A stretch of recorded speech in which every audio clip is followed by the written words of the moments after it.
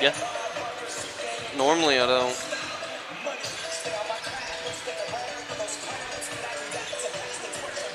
Good evening, ladies and gentlemen. For Isaac Brown, Jake Booneville, and Hardin, I am Zach Austin, live here. Second day of Class 3A regional here between your conferences of the 3A4 and the 3A1.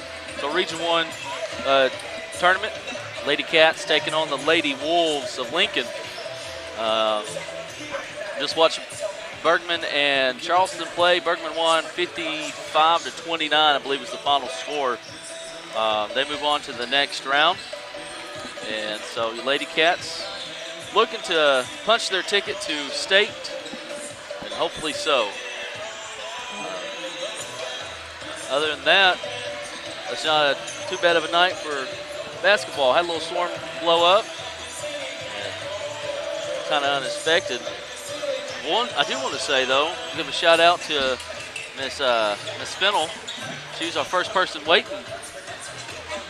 Yeah. So. Yeah, she's waiting. Wanted to hear my voice, I think. Oh, that's sweet of you, Chris. Yeah, I don't think that's true. That's not. Trying to get. I had all this pulled up here to go through, and now it's disappeared on me. Well, while you're looking for that, thanks some sponsors real quick for the app and the website. That's exclusive broadcast advisors. Be First Western Bank, serving our local communities for over 110 years. Premier sponsors, 5B Properties and B Plus Storage Solutions. You can see Calvin Bennett for your rental needs. And community, I guess technically Union Bank. Oh, yeah. They are another sponsor. Let Brett Cook and the staff take care of your banking needs. And then the rest of the sponsors, Shelter Insurance, Agents Gerald Baker and Austin Baker. S&W Home Center for all your hardware needs. The City of Booneville, a good hometown, and Mayor Edgar Baker. Pickett Underground and Taylor Needert. First Booneville, home of First Booneville students and First Booneville kids. Booneville Family Dental and Stacy Holbert Photo Art. Thank you, folks, for joining us for the Tyler Ford pregame show. Tyler Ford is a sponsor of the live stream and one of our Tier 1 sponsors. So thank you for joining us, and we're just going to dive right on into it. We'll take a look at the brackets real quick. Mr. Fennel, what we got here? In this girls' matchup, Booneville comes in as the second seed out of the conference, out of the 3A4 conference, playing the third seed, 3A1 conference, in the Lincoln Lady Wolves. Now, the Lincoln Lady Wolves, they come in with a 16-14 record, overall 6-6 in their conference, while Booneville comes in with a pretty similar record. They're 14-14, 8-6 in conference.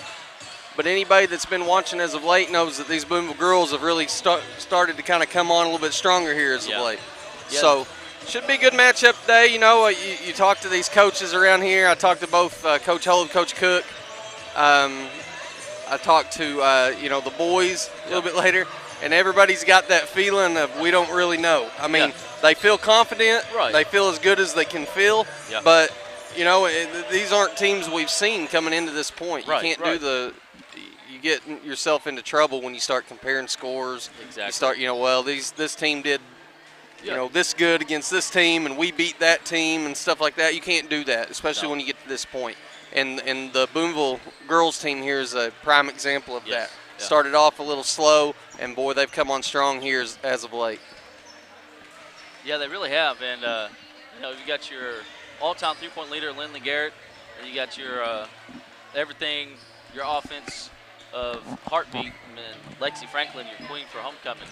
And they've been really impressive. Come up a little short against Paris in the district finals last week, but they definitely, like you said, gelling, coming together at the right time. Right. A little sluggish at the start of the year, but starting to come together right now. Right, and right now, Booneville's trying to be the only girls team to qualify for the state tournament from our district. Yeah. Up to this point, Elkins come in as the 4th seed. Paris played up to a standard that wasn't expected of them, and end up winning the whole district tournament. Goes to prove, when you're hot, you're hot. You're hot, and all the power to them. Good job. They come away with that victory in overtime over the Cats in the district championship. Back down to earth a little bit here. Elkins come in as a 4 seed, played well. They were a talented team. Cossatot falls to Bergman Bergman, year in and year out in girls basketball, is a solid contender. Yes. Yeah. Somebody that you're looking at to, be at least a team that could go deep and potentially have a chance to win it. Yes. And then you look at Valley Springs; they were able to take home a victory over Charleston yesterday evening. So Booneville looking to get in the door of the state tournament. It's not going to be an easy deal.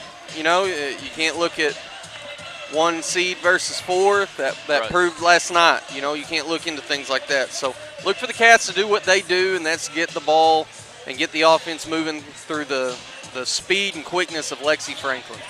Yeah, definitely so. Just the way she cuts to the basket and drives, and just her vision. She's one of the last several years, and I'm not dogging, anyone else has come through, but she can see the floor really good. Bailey Moses was another one. She can see the floor pretty good too. But Lexi, she just her court vision is phenomenal. Yeah, Booneville's been blessed, especially as of late. And all throughout the years, but in years, the last several years, we've been a real competitive group. Booneville coming in this year, honestly, guys, a lot of people didn't expect them to play up to the standard they did. When they come out a little bit slow out the gate, dealt with a few injuries here and there, but now they're a different team right now than we've seen all season.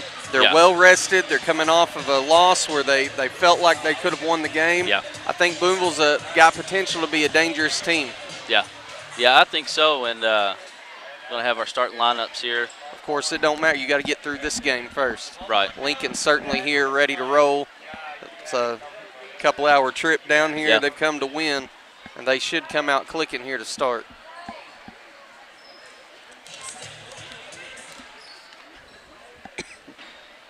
Looks like we're going to go ahead and announce our starting lineups here. I'll get my roster up and available. It's in a book today, so I get a little nervous when the words are in books. Yeah. All right. So we'll go through the starting lineup here for Lincoln. Sarah Snodgrass, a senior, number 0, comes in. She's been their playmaker all season. Lena Scogan, number 2, she's a junior. Lainey Burks, number 3, she's a sophomore. Found herself in the starting lineup. Hannah Remington, a sophomore as well. And number 12, Brinkley Morton, is going to be your 5th and final starter for the Lady Wolves. They're head coached by Brendan Wiley and assisted by Ashton Brewer. These starting lineups are brought to you by Don's Easy Pay. Check them out on Facebook. Head down here to the store and let Mandy and them take care of you. Here's the Booneville Lady Cats. Number 11, that's Lexi Franklin. We've heard a lot about her over the years. She's a senior looking to extend this season. Next one up is number 12, that's Angie Brown. She's had a lot of success this season, little backup point guard action. Does a good job. Number 15, that's Tempe Terry coming in, our big girl down low. Had a couple big games in the last few weeks. Bailey Parnell moved in from Greenwood at the beginning of the season, immediately made her presence known, done a good job. And then, of course, your 3-point record, boys or girls. For Booneville basketball, Lindley Garrett had a heck of a season. Looking to extend it at least one more game, or at least 2 more games, but you got to get through this one game first. It's a very well-rounded starting 5. Yeah, it really is. Bailey, she can go inside or she can shoot from outside. And you got Tempe down low. Right. I think I'd like to see her get going early, because when she gets going, that opens up the floor so much more for the Lady Cats. 11 rebounds in the first quarter against Paris in the district finals. Booneville's going to come away with the opening tip. Ball is into the hands of Lexi Franklin, and here we go as the Cats looking to strike early. Skip pass intended for Tempe Terry there and just flies out of bounds. It's going to be a turnover, first early turnover of the game for the Lady Wolves. The Cats are back on defense. Looks like they're going to pick them up in a man to start this game. That's going to be Burks with the ball. She just drives right to the basket. Rebounded by number 0. Still fighting for the ball. Bailey Parnell winds up with it, though, this time for your Cats. Yeah, that's a good job by the Cats, fighting down low. Important deal. You got to box out. got to eliminate or at least limit the amount of offensive rebounds as Lexi Franklin buries a three to start and open up the scoring for the Cats. Booneville gains their first lead of the game with 7:15 to go in the first quarter as the ball rattles out, rebounded by Lindley Garrett. It's going to be Miss Angie Brown throwing it down low to Parnell, and it's going to be a block by number 0. It's going to be Snodgrass. Yeah, Snodgrass picks up the block there, knocks it off of Parnell's hands, back out of bounds, and that's going to be the Wolves' ball here. Snodgrass has been the girl that's got them going. She's a senior, got that senior leadership, been a major factor on the offensive end for them. Cats looking to limit her damage tonight.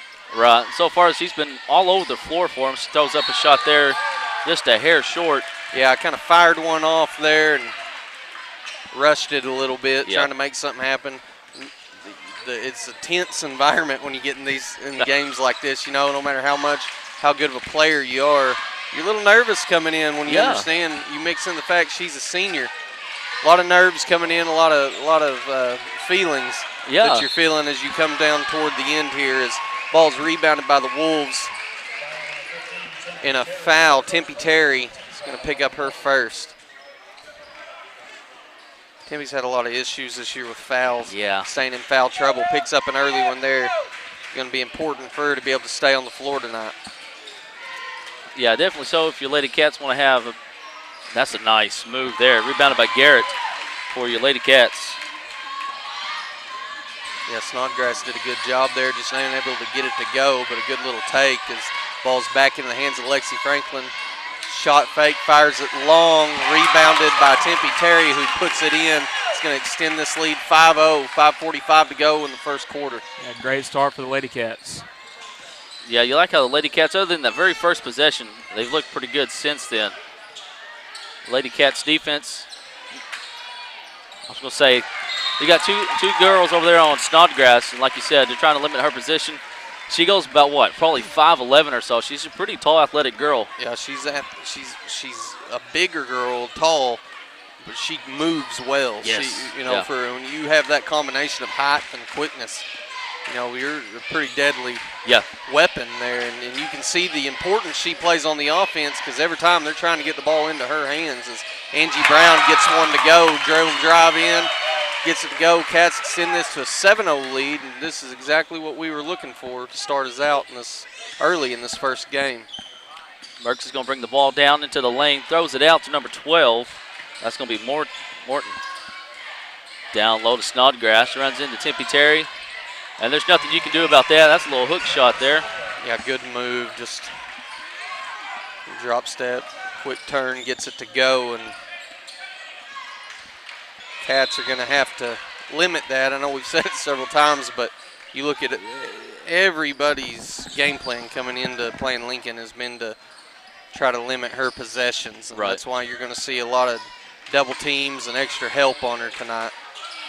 Yeah, forcing one of these other girls to step up, and if they're going to beat you, you're going to have someone else beat you other than Snodgrass. Exactly. As Lexi Franklin gets another three to go, firing from the hip, gets it to fall through. Cats up to an 8-point lead now, 10-2, 4:24 to go in the quarter. Lincoln looking to match it. And they don't. Nice. We get an early steal by Angie Brown. That's 12. Good little steal for her, and the Cats are back on the move as they get it inside quick, kick it back out to Lexi. Swings it down low. Excellent look. That's that court awareness that you were talking about earlier, Zach. Yeah, she just kind of out of her peripheral. She had Parnell down there, just a little mishandle there by Bailey. But nice look, got your defenders looking the other way. So that's going to be a turnover, third turnover for your Lady Cats as the Lady Wolves bring it up the floor. We'll throw it out to the 4 for a 3. It's going to be short, rebounded by Bailey Parnell. That's her second of the game. Good job by Parnell fighting through contact right there to come away with the ball. Cats back on the move here. Franklin's going to have it back over to Brown. Down low to Tempe. And she's just going to throw it back out, and it's going to be another turnover. That's the fourth one for your Lady Cats. pass led her up into the baseline a little bit there. Had to do something to get rid of it and just unable to hold on to it as Snodgrass attacks the basket down low, and we pick up a foul on Lexi Franklin. It's going to be her first. And guys, I'll be honest, my game plan on offense would be to go right at Lexi Franklin and try to get her to pick up a couple early fouls. Yes. Yeah, you saw in the district finals as the game went on, she wound up fouling out, but her and Tempe both got into foul trouble, and saw that kind of hurt the Lady Cats a little. So did Lindley. Yeah, oh, she did, didn't she? Yeah, that's right. I think all 4 of them had 4 fouls at one point at the end of the game. Yeah. Snodgrass gets both of them to go. 10-4 now, 3:20 to go in the quarter. Franklin with the ball in her left hand coming down the floor, ready to set up the offense. Got a lot of contact down there, and it's going to be knocked out of bounds off the Wolves. Booneville retain possession here, 23 seconds left on the shot clock. You got 3:10 left to go here in the first quarter. Your Lady Cats are up 10-4. Oh, and it's almost stolen by number 12 for the Lady Wolves. That's going to be Brinkley. Booneville going to have to get moving here. They got 10 seconds on the shot clock, 9-8. Lexi's trapped, get it to Brown up top, dish it out to to Garrett, who fires off a 3, doesn't hit anything, and that's going to be a turnover. Be the 5th one for your Lady Cats.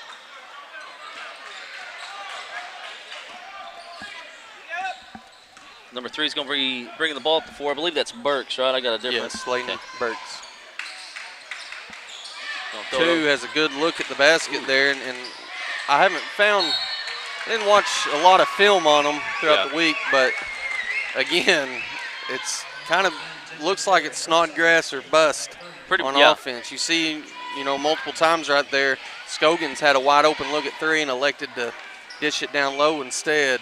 Yeah. The game plan is going to be to get it to her early and often as she gets another free throw to go. That's 3 for 3 on the evening for her. That's Tempe's second foul. She's going to come out. She's going to have to be careful. Yeah, she'll come out for the majority of the half here. Yeah. Potentially all of it. Yeah, you got 2:33 left to go here in the first quarter. And that's another made free throw. Snodgrass has all 6 points for the Lady Wolves. As Garrett has it over here in the corner up to Franklin now. Lexi drives back out and it's off the hands of Lindley. It's a good look. Had what they wanted. Lindley just passed a little hot coming in, unable to corral it. It's going to be, is that the 6th turnover for the Cats? 6th turnover. Yeah, 6th turnover early and often. That's something the Cats are going to have to clean up here if they want to stay in this game. Currently leading 10-6. Pass is thrown inside to Snodgrass again, doesn't get it. Instead, number 2 ends up with it. That's Lena Scoggin, and she gets it to bank off in. 10-8 now with 2 minutes to go in the first quarter. Lady Wolves have gone on a 6-0 run here. The Lady Cats are going to keep it here. Angie Brown's going to be passing it in. 1:55 left to go here in the first quarter. It is 10-8. Lady Bearcats on top. Tell you what, the last 4 minutes, Lincoln has been playing some really good defense. Yeah, they're aggressive, man. Right there, show it again. Flock to the ball as number 3 goes up for the layup. That's Burks, and that's going to force Booneville to burn their first timeout. 10-10 is your score with 1:41 to go. We'll take a little break and be right back. This timeout's going to be brought to you by Crowley City Service.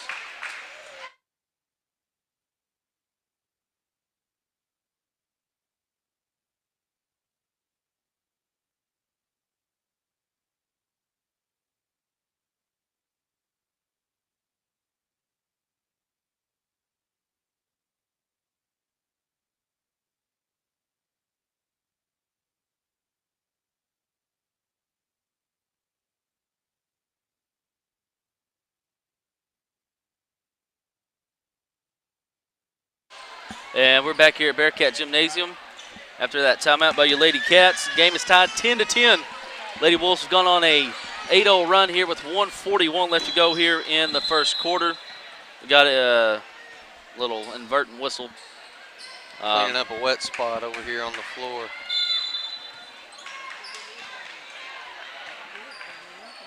Lexi's going to be bringing the ball up the floor here for your Lady Cats. And she's over here to pass to Angie Brown. You got Parnell cutting the baseline. She gets the ball back up to Lexi. You got Sierra on the free throw. Brown with it, though. A little pass over here to Garrett. Nice move.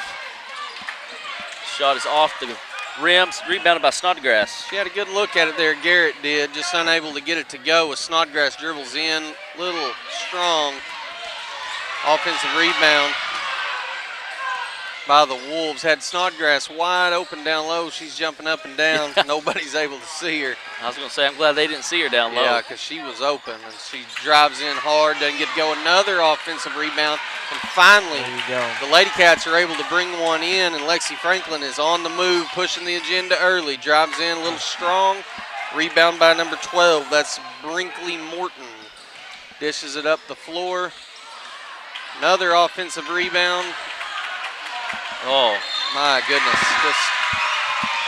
Snodgrass just ripped it flat out away from Sierra. Yeah, that's Sierra Smith comes down with the rebound and has it stolen right back.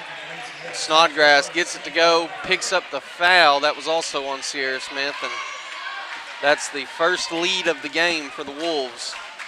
12-0 with Snodgrass at the line to attempt an extra.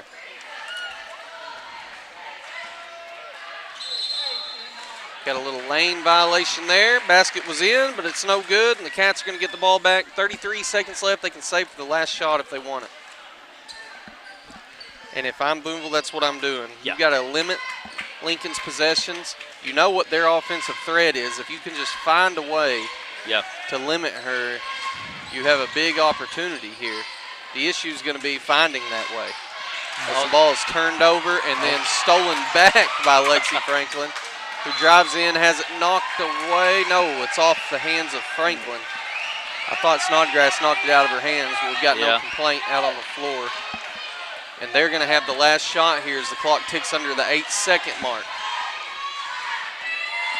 Snodgrass has 8 of the 12 points for the Lady Wolves. Got a 3. Looking to get on the board. Fired up 3, and it is no good. And with that, at the end of the first quarter, Booneville is currently trailing the Lady Wolves of Lincoln 12-10. This little mission is going to be brought to you by Doris Davis Tax Office and O'Reilly Auto Parts. Take a little break and be right back.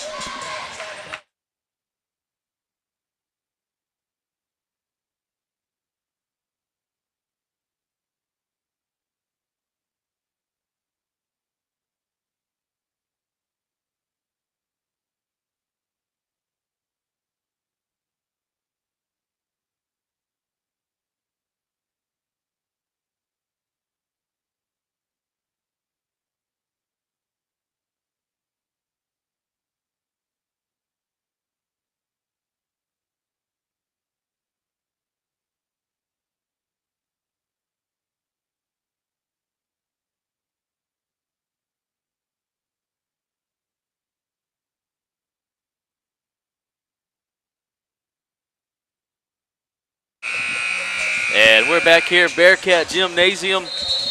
Lady Wolves have gone on a 10-0 run here the last, probably 4.5 minutes of the first quarter. And Snodgrass, she's got 8 of the 12 points for the Lady Wolves. And like you said, Jake, in the Tyler Ford pregame show, she's what the offense runs through. Yes, she is. Right there, skip past Alexi Franklin, ends up drawing a foul. That's going to be on Brinkley Morton. It's going to be her first foul, and the team's first foul of the quarter.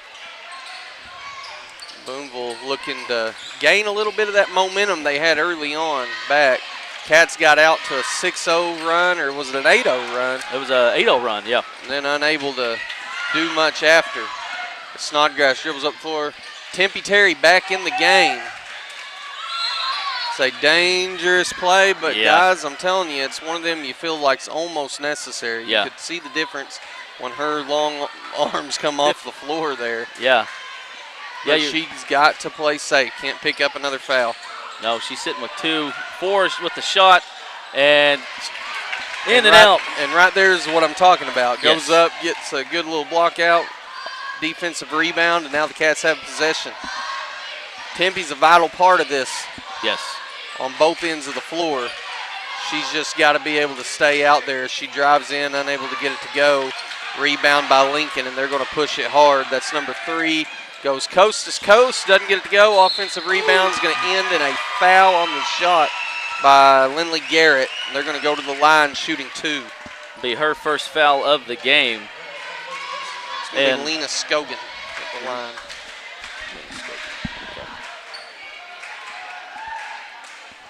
Misses that first one there.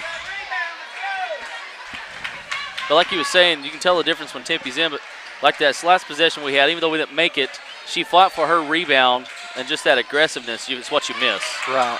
Both those free throws unable to fall, and the Cats gain one there, catch a break, down 12-10. And Angie. Yep. Angie Brown drives in, picks up the foul, and that's going to be the second foul charge to Brinkley Morton. And the second team foul. 6:54 left to go here in the second quarter. Lindley Garrett with the ball. Franklin has it down to Tempe. And 3. Good look. Gets it to go. That's her third 3. Yeah. Third 3 for Franklin. Gets another one to fall. She's feeling it right now. Gets the Cats back on the positive side of it, up 13-12. Looking to hold on to it as Franklin comes away with the steal. And she's going to go coast to coast here, all the way to the basket, and picks up a foul. Who's that foul on? That's on number 3. That's going to be Lainey Burks, her first. So she picks up her first foul. It's the third on the team, and Lexi's going to go to the line for 2 free ones.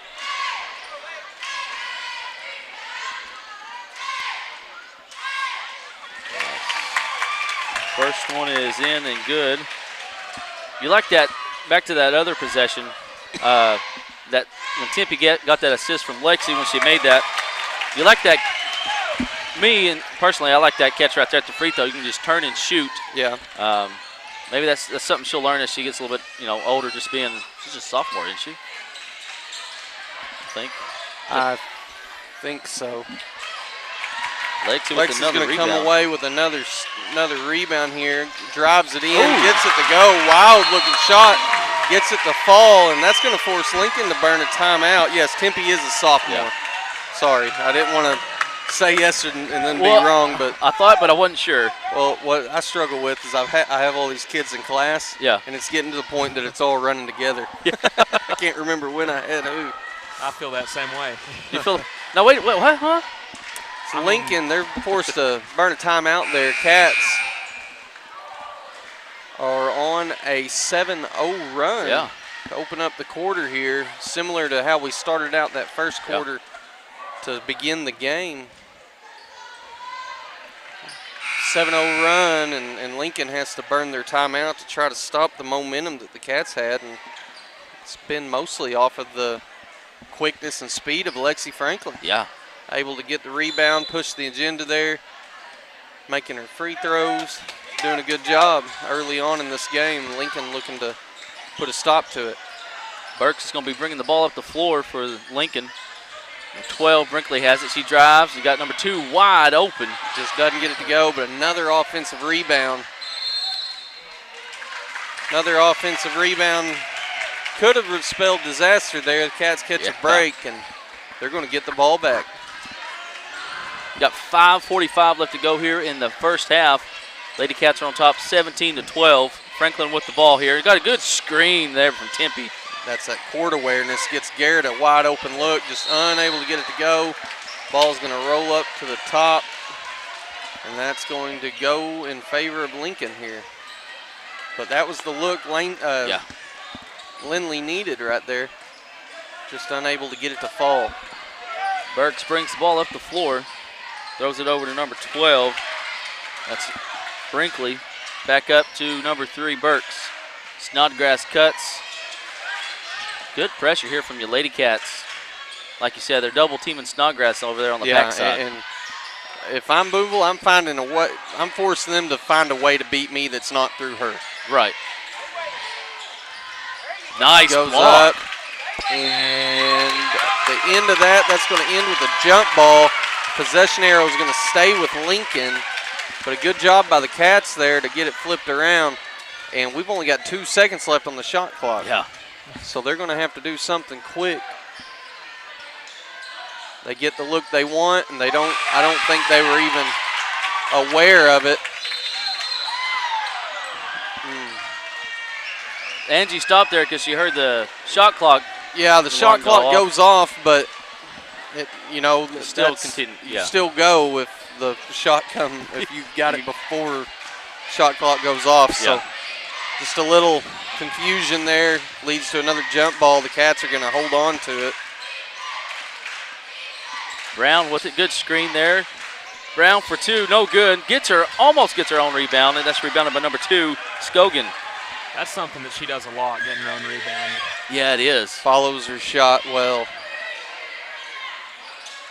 Good look inside, just knocked away by Tempe into the hands of Lindley, and finally, after a little batting it around, it falls into the arms of Lexi Franklin. She's going to come up the floor, looking to tack on a little more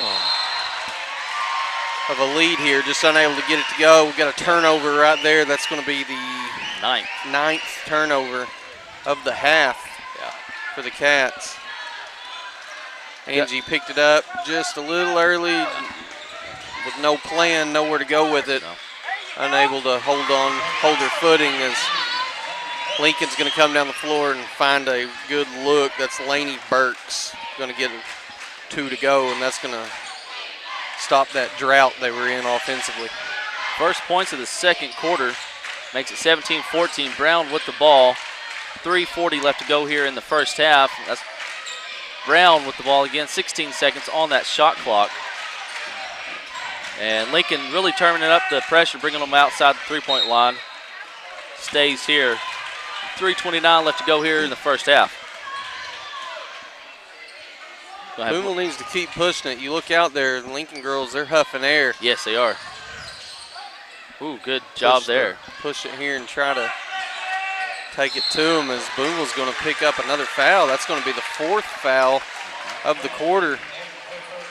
And it's going to be the third foul on Brinkley Morton, and she's going to have to come to the side for a bit for most likely the end of the quarter here. Should be the end of the quarter. Yeah, and she's been their MVP on defense so far. I mean, yeah. Number 15. In my opinion. I'm sorry, Dylan. Number 15, Zella. Pomeroy? Zella. Zella. We're just gonna call her Zella until I have time to try to pronounce that quietly where nobody can hear it. Another turnover there. Good job. Blocked by Lindley. Snodgrass those there to put the basket in. That's her good 10th. job. Good job by Snodgrass trailing right there. Pomeroy. No, Pomeroy. They got a Pomeroy and a Pomeroy. I got confused. Lexi Franklin gets her 4th 3 to fall through. Gets this back up to a 4-point lead, 20-16 with 2:44 to go in the half. Loose ball, Snodgrass. There you go. Turning it over by Tiffany Terry. Again. Lexi goes to the basket and going to have a foul. And that's going to be number 3, Burks, her 2nd foul of the game. Booneville's done an excellent job on defensive end, getting hands and in the face of the defenders and throwing them through the lane, getting little tips, stuff like that. Both ends of the floor have had several good defensive possessions here as Lexi's first free throw is up and it's good. Yeah, I think Chuck told me that Lexi was like 80% from the line. So yeah, I was going to say she's one of the ones that you want shooting the free throws, you know. For sure. She gets that second one to go. And what little momentum that Lincoln had gained, Booneville just took a few of it back right there as they tack on a couple of more. Lainey Burke's shot is up and no good, and Booneville's back on the move here with 2:20 to go.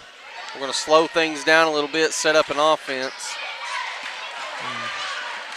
Lady Cats will retain possession with 2. What happened? Did she fall? She threw it out. I thought it was deflected. I did too. But I guess it wasn't. So that's going to be out on Booneville and Lincoln's ball. Booneville elects to take a timeout right there, and it looks like it's going to be a full with both teams sucking air right now. This has been a lot of running up and down the floor. Yeah. Each team going to get a minute to sit here and collect their thoughts and their breath a little bit. Yeah, and I'll tell you what, let's take a little break with them. Timeout's going to be brought to you by Air Master Inc. and Midtown Charm.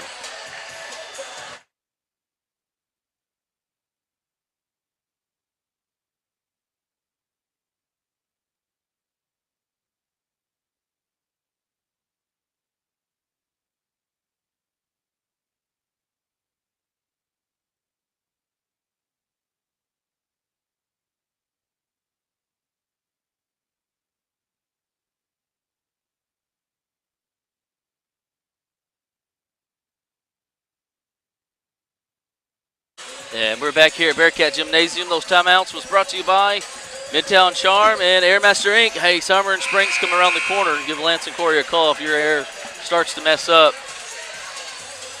They also have left-handed screws. Isn't that what they have extra? Something like Got that. all kinds of stuff like that. Yeah. All right. We thought that ball was deflected off of the hands of Lincoln there, but nobody said nothing, so I think me and you just made that up. I guess so. We both saw the same thing. So Wolves are going to have possession here, Lady Wolves. They dribble down, looking to get that ball inside. That's exactly what they do, into the hands of Lena Scogan. She gets it to go. And then, dangerous. I'm not sure what happened there. Yeah, but comes away with it, forcing it up and down the floor. Just slow things down here, slow it down. Lot of confusion going on.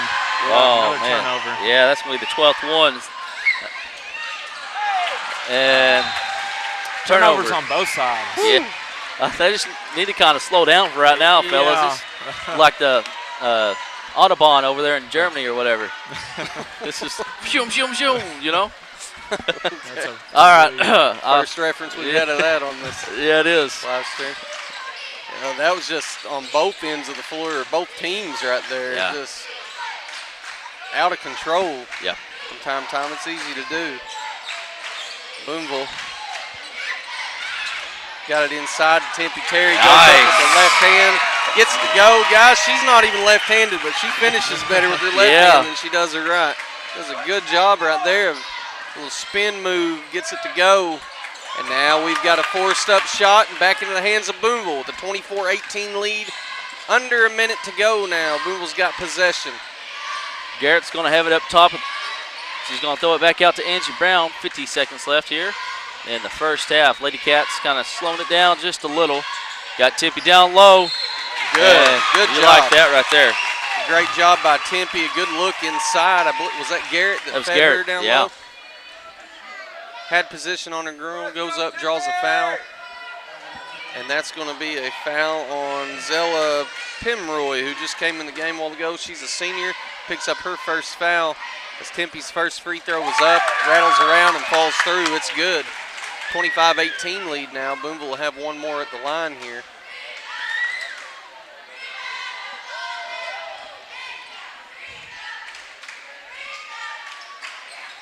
Ooh, just a hair short on that right there. Snodgrass is on the move and fires up a long three. Ooh. Doesn't get it to go, but it's going to be out on Booneville. It'll reset the shot clock. About a second difference here, 1.6 second difference in the game clock and shot clock, so they can basically save for whatever shot they want here.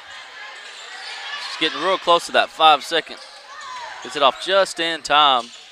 Going before driving to the basket. Good coverage there by Parnell. Burks for three. No good. Rebounded by Parnell. That's going to be her fifth rebound of the game. All right, 15 seconds left to go. I was going to say we could save it for whatever, but we got a good look right there with Lindley, just unable to get to go, a little short, need a little more leg under it, and now Lincoln can save for the last shot. They get it inside, and it goes. That's number 2, Lena Scogan, gets it to go. Lexi, good attempt. It's going to be a little late and a little short, and that's going to send us to halftime, guys. Yeah. Booneville, the 2 seed out of the 4-3A, is currently over the 3 out of the 3A1 there, the Lincoln Lady Wolves. Booneville up 25-20. we'll take a little break and let you enjoy either Shelter Insurance halftime show. We're going to take a little break, and we'll see you folks here in about 10 minutes.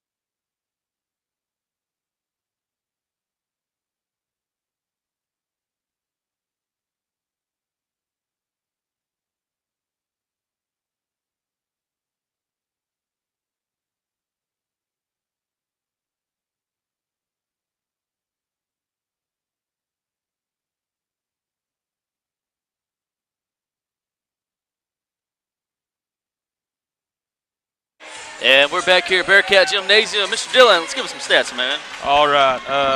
Let's see. I'm going to try to keep this really brief here. Lexi Franklin, you know, your leading scorer, 18 points. Yeah.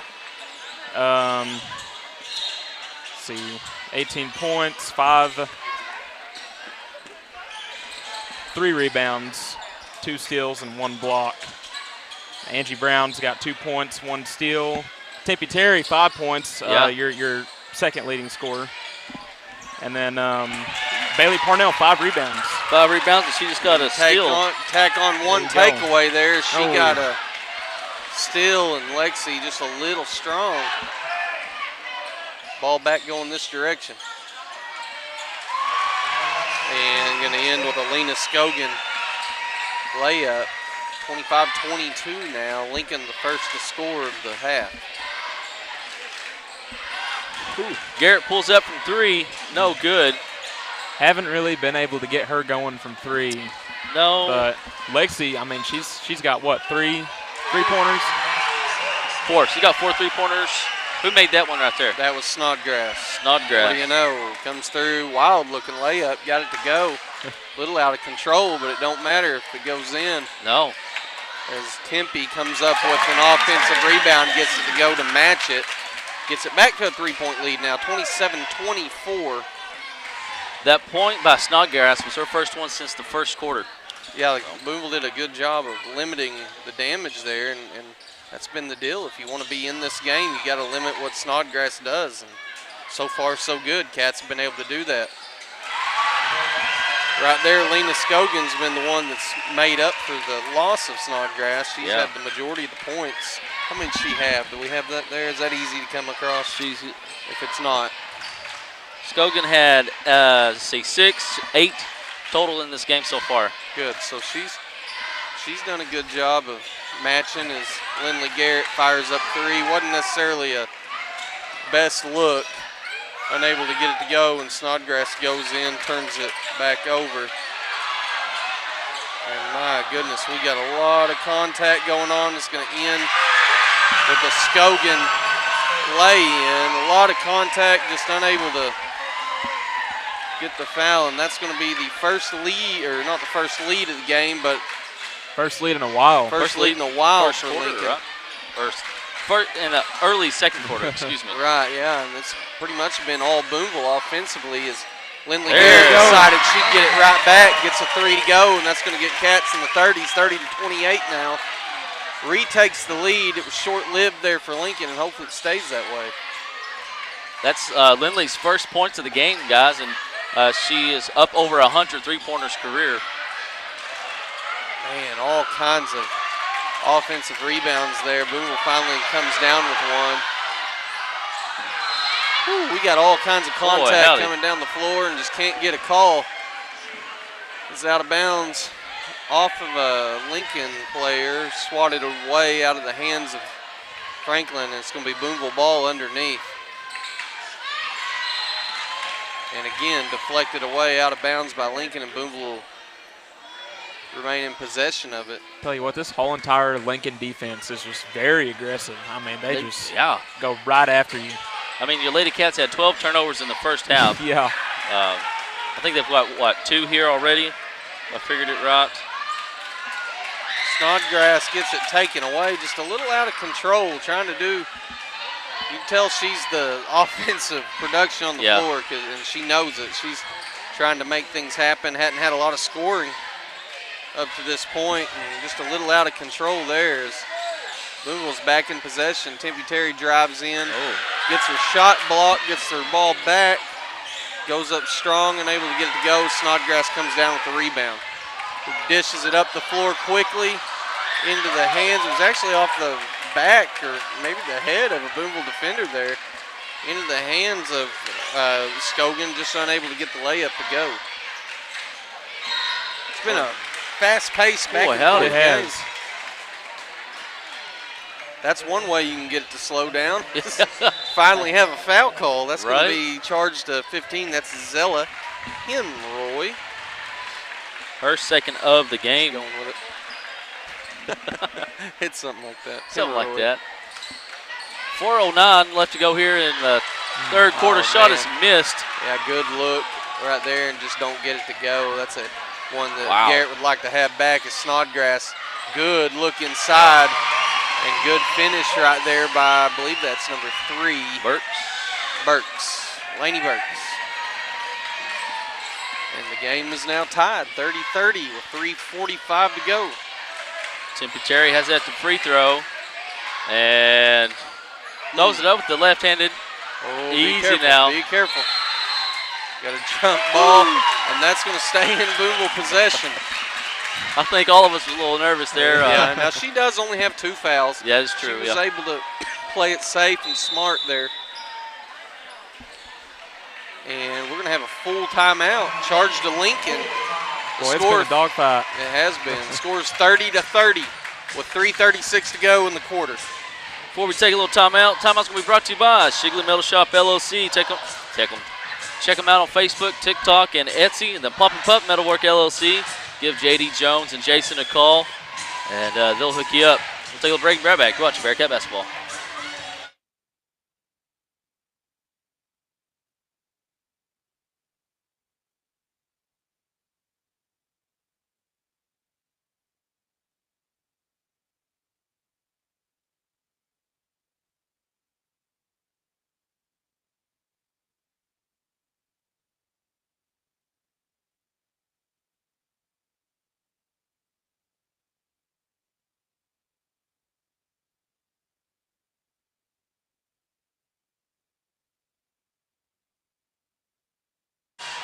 And we're back here, Bearcat Gymnasium. Give a shout out to Mr. Logan Robertson. He's leaving with his kids. Talk to him for a second.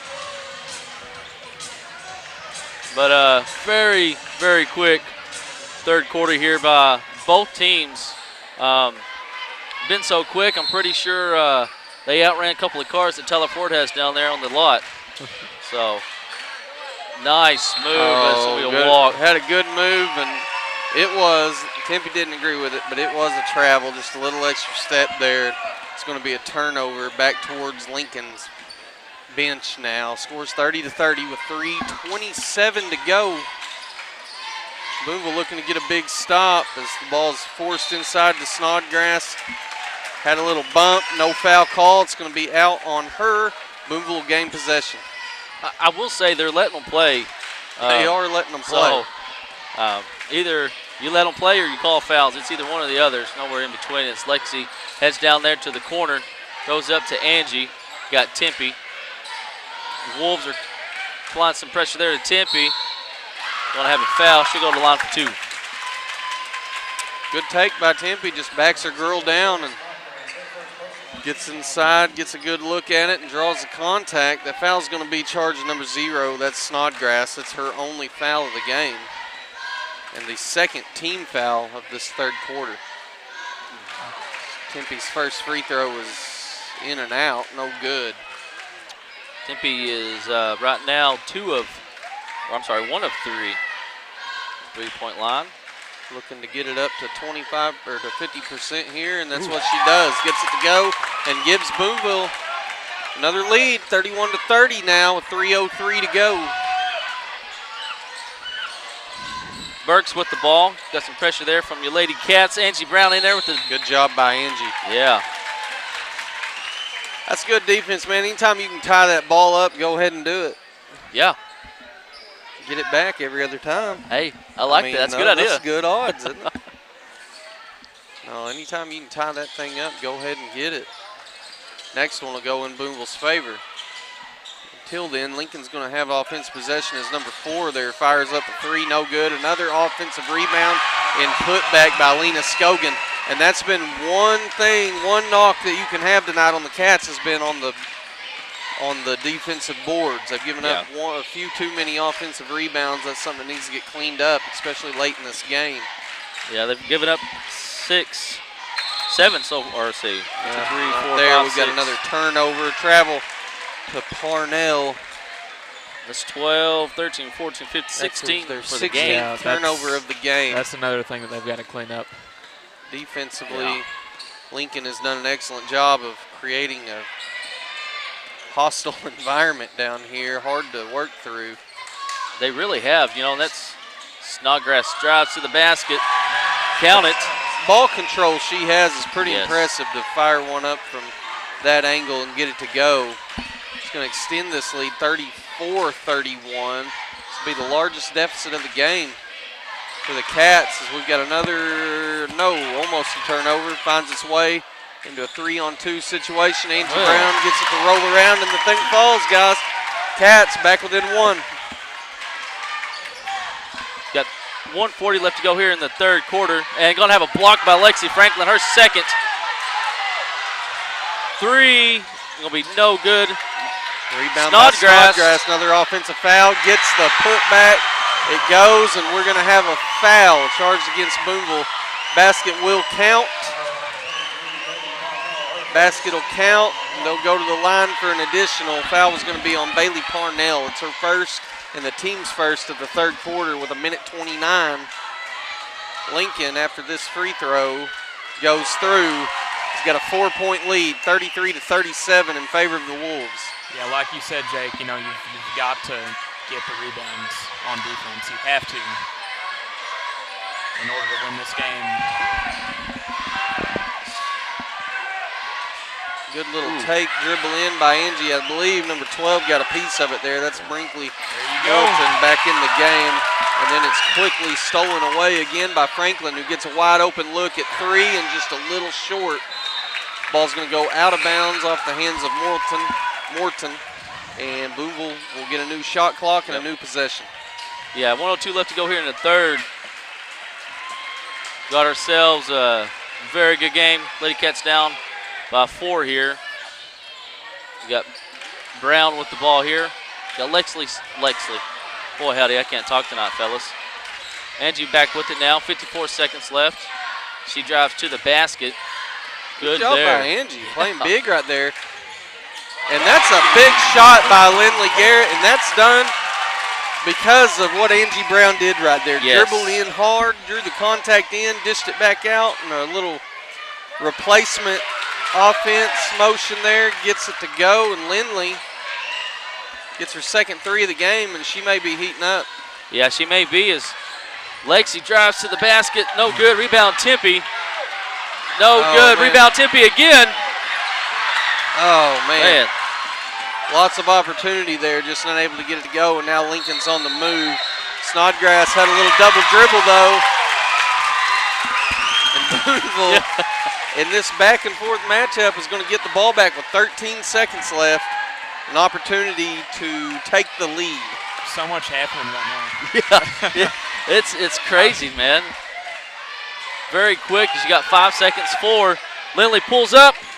No good. Tempe with the rebound. Really nobody with the rebound, but good fighting there. Your Lady Cats down 1, headed into the fourth quarter here. Class 3A1 and 3A4 battling off here to punch a ticket to state. Lady Cats, Jake, like you said, hoping to be the first ones from our conference to punch that ticket. As Bergman and Valley Springs, Elkins and Bergman. Elkins, Bergman, and Valley Springs have found their way there, and Lincoln trying to join them. Booneville looking to keep them away for just a little bit. And Cats are in position to have an opportunity to do that. Down 1 here going into the fourth quarter. Lincoln does outscore the Cats in the quarter 6 points. Yeah. To take the 1-point lead there, 37-36. But Booneville in position here to have an opportunity to make a little noise and make some moves toward the state tournament. Hopefully so. And after a big first half, Lacey was relatively quiet. Didn't score any that I've got marked down unless I missed something there, fellas.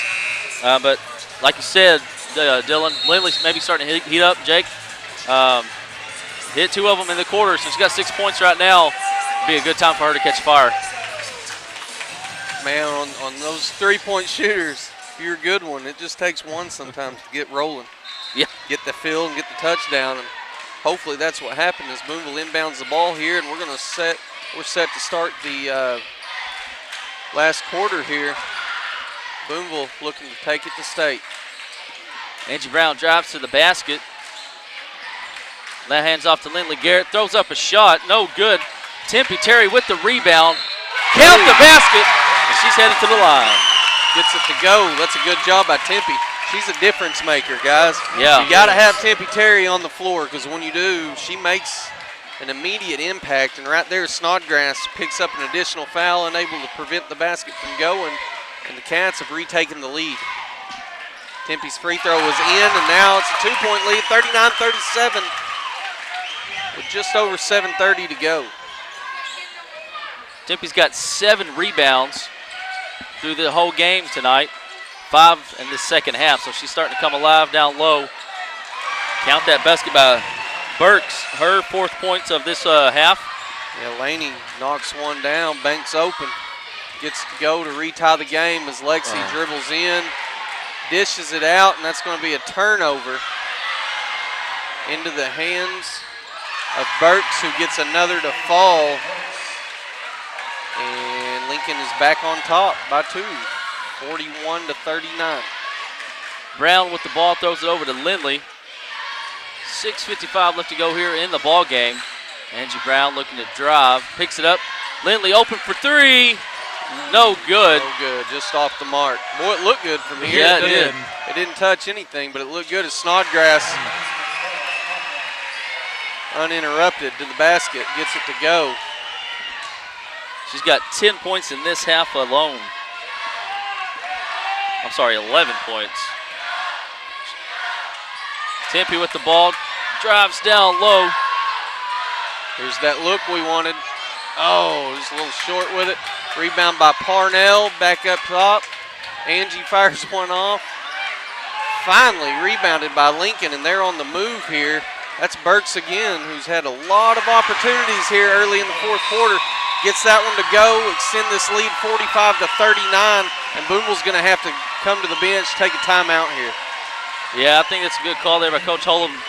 Lady Wolves are catching fire, and Lady Cats are just hustling and not really getting anything going.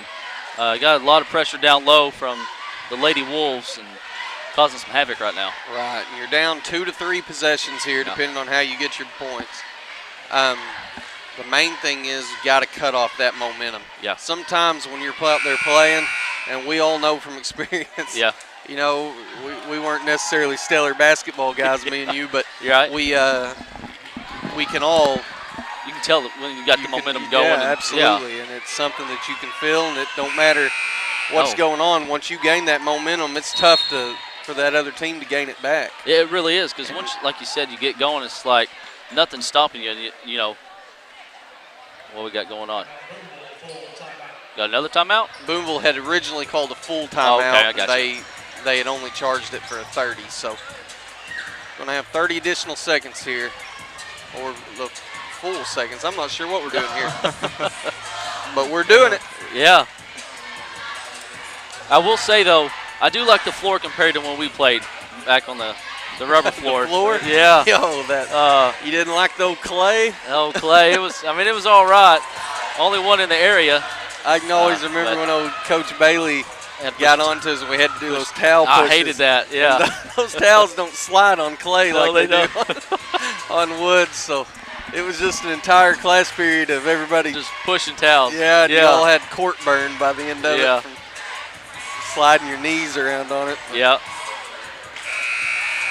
Never fun. Yeah, that's just. You remember when we had the little story for everybody at home? Might not supposed to tell it. Well, when we had the French fry incident in the locker room, and somebody had spilt all their fries, and we had to run. We had to run line drills for how many fries were found on the floor. And it turns out there were 27 French fries. Come in a small McDonald's fry. So if you folks are wondering. At least that day it did. That day, that's a lot. Oh, the good old days. And it's even more when you're running down and back. Yeah, it is. Line drills. Booneville's going to pick up a foul, excuse me, not Booneville. Lincoln is going to pick up a foul there. That's Hannah Remington. That's actually the first time we called her name tonight, although she was a starter. Garrett, not in a good way. We got a early foul pickup there as Lindley's going to fire off another three. Unable to get it to go. Offensive rebound by Tempe. Yeah. Oh, man. And we've got a foul on offensive Tempe. foul. Offensive foul charged against Teir. That's going to be her third foul. I was just figuring, honestly, just assuming it was on Snodgrass. Leaned over like that. Usually it's, but. A little too aggressive on the offensive side is what the call was there. I don't know if it's true or not, but when they call it, it's true. Yeah. Nothing you can do about it now is ball is fired up there by number 12. That's Brinkley Morton. And we've got a foul charged to Lincoln. Foul's going to be on Sarah Snodgrass. That's going to be actually her third foul. Wow. Going to have to start playing a little safer. Yeah. On the defensive side here, she picks up a foul on the loose ball. Now with 5:29 to go, Booneville still down 6, has an opportunity to cut into it. If I got it figured out, Tempe's got 8 rebounds in this half alone. Yeah, she's been a huge factor on the offensive side, and a lot of them have been offensive rebounds. Yes, yes, they have. Several of them as Angie Brown gets the basket to go, cuts that lead down to 4. Excellent job by her. With 5:10 to go now, everybody's in the 40s, 45-41. Lady Cats extending some pressure out here. Snodgrass was bringing the ball up. Burks has it now. She's guarded by Angie Brown. Got Snodgrass down low, double teamed. Scogan had an opportunity to fire off a 3 there, elected not to do it, and it was a wise decision as it ends with the Snodgrass basket. Now Lexi Franklin's got the ball in her hands on her side of the floor, looking to match it. She dribbles in. Floater is just a little short, no good, rebounded and pushed up the floor into the hands of Snodgrass underneath. Goes up strong, draws the contact, and that's going to be 2 shots for Miss Snodgrass. And that foul is going to be charged again to Tempe Teir. That's going to be her 4th foul. And while that's a dangerous position, Cats aren't really in a position to be able to pull her out of the game. No. We're going to have to ride with it here, and she's going to have to play a solid defense. First free throw for Snodgrass falls, 48-41. 7-point lead with this one falling through. That's going to be an 8-point lead for the Wolves. Cats are going to have to hurry up and get something going. Yeah, definitely so. Down low to Angie Brown. Good pass. There you go. Inside. Oh. Tempe unable to get the basket to go. Had couple good looks right there, just unable to catch a break. As the ball is dished inside, ends up in the hands of Lena Scogan. And Booneville's going to have to call another timeout, down 10. And what was a very close game just a second ago, feels like, has now been extended into a 10-point lead, 51-41 in favor of the Wolves. Tell you what, we'll take a little break and be right back. This timeout's going to be brought to you by Rockline Industries, people who make it right.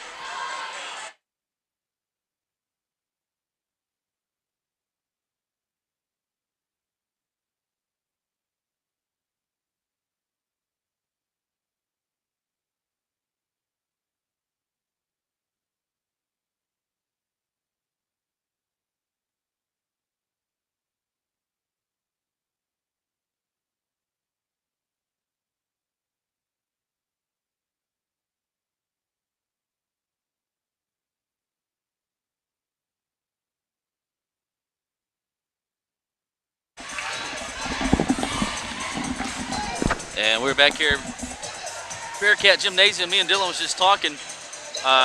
Miss Snodgrass, she's got 25 points for the game, 15 points in this half alone. She didn't score a single point in the second quarter. Lady Cats did a good job hemming her up, but she's for sure been a difference maker for this team. I mean, 25 points, that's almost half of their points. It really is. The only other person really close is going to be Scogan, number 2. She really been the other answer for them than, of course, lately Burks has, but Scogan had 6, 10 points. Angie Brown, though. Good job by Angie right there. Just takes it to the hole, gets the layup to fall there to cut into that lead. Now 3:40 to go. Yeah, Angie's had a very good fourth quarter. I was wrong. Scogan has 14 points through the game. Number 2 for the Wolves. She throws up a 3. No good. Rebounded by Bailey Parnell. It's Bailey's 7th rebound. She's been kind of quiet lately. Bailey for 3. Just a hair short. As Burks drives, hands it off to number 4. No good. Rebounded by Lindley Garrett. Lady Cats go up the floor. Angie Brown pushing it. 3 minutes left to go in the game. And it's going to be off of Angie Brown's leg. Oh, man. Lady Cats down 8. 51-43, 2:59 left to go here in the ball game. Going to have Burks bringing the ball up the floor here for Lincoln. Throws it over here. 4 wide open. Passes on the shot. Brinkley drives with it. Wild shot. Parnell with the rebound. Yeah, brought in by Parnell. Did a good job right there. Shot, I don't know what the heck. I guess the corner edge of the backboard there. Shot back in. As Angie is dribbling back in. Fires up another one. Gets the offensive rebound. And the putback almost falls. She's going to go to the line for 2. The foul's going to be charged number 12, Brinkley Morton. Her 4th. Her 4th foul. She picked up 3 there in the first half and able to play it until this point without another, but right there she's going to find her 4th. As Angie's first free throw was up, and it is good. Angie Brown's really come alive lately, and it's what the Cats have needed. Is Lexi's had a hard time to get going. She's missed a couple layups and fast transition. As Angie makes both of those, she's got 8 points in this half. 2:22 left to go here in the game. Brings the ball up the floor. Down low to number 2. She just throws up a shot. Oh, man. Snodgrass just used those long arms. Yeah. Able to bring that thing in. Say there's nothing you can do about that. Back to an 8-point lead now with 2 minutes to go. A skip pass across to Parnell as she drives in. Throws up a layup and gets it to fall. That's going to extend it to 6. Technically here, guys, we're in a 2-shot game. Yeah. 2 threes to tie it up. First things first, you got to get the ball back in your hands, and that's a big stop right here. Got 1:40 left to go here in the game. Burks for 3. And see, it's going to work out because they're going to get it back right here, but that's not a good shot selection there. No. You've got 1:30 left. You're up 6. Run that thing around, get you a good look, get it in the hands of one of your main weapons there. Fortunate for them, it works out. As number 4 drives in, that second chance comes in handy for them, as that's Hannah Remington, her first basket of the game, I believe, and only the second time we called her name outside the foul. As Parnell fires up a 3 of her own. It's no good. Rebounded. Yeah, you've got to get the rebounds. Pushed up the floor. 3 on none look as Chuck called it over here to our right. Gets it to go. Snodgrass has extended this thing back to a 10-point lead, and we're just under a minute now. Cats going to have to start firing them up early and often here. Into the hands of your shooter there. There One you go. more for the record book right there for Lindley Garrett. And if that's the last one she shoots, it went in. That's kind of sums up the shooting career she's had here. Yeah, it really has. Shot does extend it within 7 here, 57-50. And Booneville is going to have to take their final timeout. Yeah, Lady Cats making a little comeback here. Hopefully we can hold the Lady Wolves off. Miss Snodgrass, she's got, let's see here, 10, 20 or 19 points in this half. So, Miss Angie Brown, though, she's coming up pretty good lately. She's got 8 points in this half alone. Tempe Terry, she's got 4 points. We got it figured out. She's got 9 rebounds in this half, plus 2 others. Yeah, and very limited playing time, too, in that. So she's got 10 rebounds and 9 points. So she's almost got a double-double.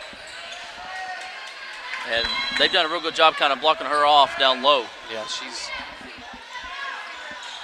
they've had a good game plan drawn up here for Tempe as they're able to get the ball across half court now, and Booneville's going to have to foul. And that's not the one you want to foul. Snodgrass has been to the line multiple times tonight, and I don't think she's missed one yet, guys. I think she's made every one. She's made every one, so of course right there, having to force it back in here to Lincoln, and again foul, and that's a little more like it. Yeah. Into the hands of somebody different. You don't want them to be the ones to beat you. And I'm saying all that. They're not shooting them yet. I'm saying that's what we're ultimately working toward, getting them to the free throw line and trying to get the ball back, because we've got a couple girls subbing in here. Sierra Smith's going to step on the floor. J.J. Keats, the senior, is going to make her first appearance of the night.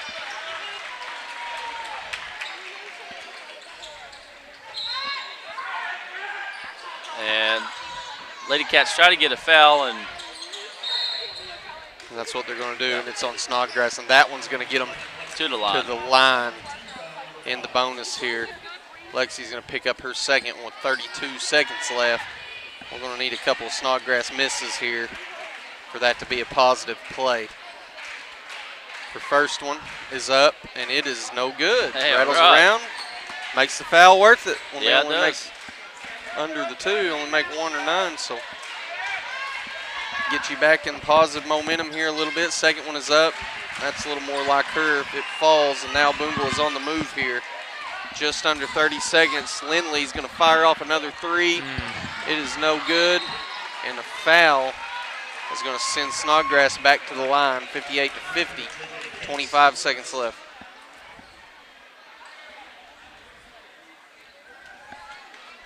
All right, Miss Snodgrass, she's, like you said, coming into it, you knew who the offense went through, and Lady Cats did good early. She just really caught fire in the second half and kind of put the Lady Wolves on their back with a couple of help from Scogan when she had a hard time to get going. Yeah, and you know, that's what a good team does. They back up, and when you got one that's having a rough go of it, somebody else picks up the slack, and had a couple of those girls tonight as Booneville is looking to tack on a basket or two here as Lexi goes in, makes a layup, almost stolen away, and that's going to do it. Booneville's just going to elect to run the clock out. Your final score is going to be Booneville falling to the Lincoln Lady Wolves 59-52. And guys, that's going to bring an end to a good season for your Lady Cats. A lot of people didn't expect them to have an opportunity at this point. They weren't projected or picked to go very far.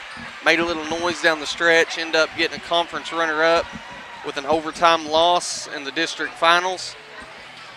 And up till the very end, had a good opportunity to punch themselves a ticket to state. Yeah. So hats off to them. Hats off to the coaching staff. Caitlin Holub and Caden Cook did an excellent job of getting these girls ready and prepared every game. Cats, unfortunately, are going to have to deal with the loss of a couple of big-time scorers in Lexi Franklin and Lindley Garrett there. Yeah, it's definitely going to be tough losing those two. Right, and then you've also got two other seniors that were role players. And, and just as important in helping those other girls get to that development, that's J.J. Keats and Teir Smith. So, again, hats off to the Cats, the Lady Cats on a hard-fought season. And won't be long, they'll be bouncing back, prepping for next year. Yeah. Tallying up your final stats here. Oh, whoops. Tempe's going to have finished with 9 points and 12 rebounds. Bailey Parnell had 2 points. Lindley Garrett finished tonight with 9 points, all of them three-pointers. She had 5 rebounds. Your queen, Lexi Franklin, she's going to finish with 20 points, 3 rebounds, 1 block, handful of steals. Like Jake said, had a chance there at the end, just come up a hair short. Snodgrass, she winds up with 31 points, 8 rebounds, 3 blocks, and 1 assist. Scogan And Berks, though, they really came up late to push the Curly Wolves. Or say not the Curly Wolves. That's Prescott. The Lincoln Lady Wolves. I've almost done it 100 times tonight. So. But they come up when Scogan honestly was kind of cold for a little bit, and so that's what you need. Somebody step up, and Lady Cats just come up a hair short tonight. But like you said, definitely gonna miss these seniors. You got Lindley and Lexi, two of your starters playing phenomenal roles in it. But then, like you said, you got Sierra and JJ coming in, role players. Sierra comes in for Tempe down low, and the JJ, you got to watch out for her. You can't leave her open. She'd bust a couple threes a game if you're not watching it. And definitely going to be missed. Never fun when you're a senior and losing out. And once you get to this point in the season, it could be any time, any game, and you just take that for the seniors. Right. So. Yeah, it's on the coaching side of it, with what I do, the worst day of the year for me is after that last game of the season. Very few teams, very few kids get to go out on a win. Yeah. I mean, it's just very difficult to do. More than likely, you're going to lose your last game. Yeah. Especially if you're good enough to make the playoffs. Yeah. Very few people can say I won the last game I ever played in. Yeah. And that's always something that you just absolutely hate. That last game for the seniors. It makes me remember how I felt, in my last games playing stuff, and then that just kind of sinking feeling in you that you're kind of moving on to that next stage of your life. Yeah. And but man, these seniors have been a good group, hardworking, and can't say enough good things about them, man. No.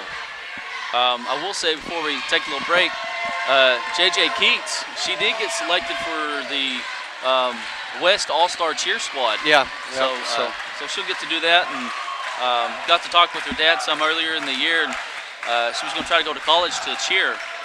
So that's always pretty good that you get to do to the next level athletically, but it's always, like you said, bittersweet. But we'll take a little break. We'll be right back. You're watching Bearcat Basketball.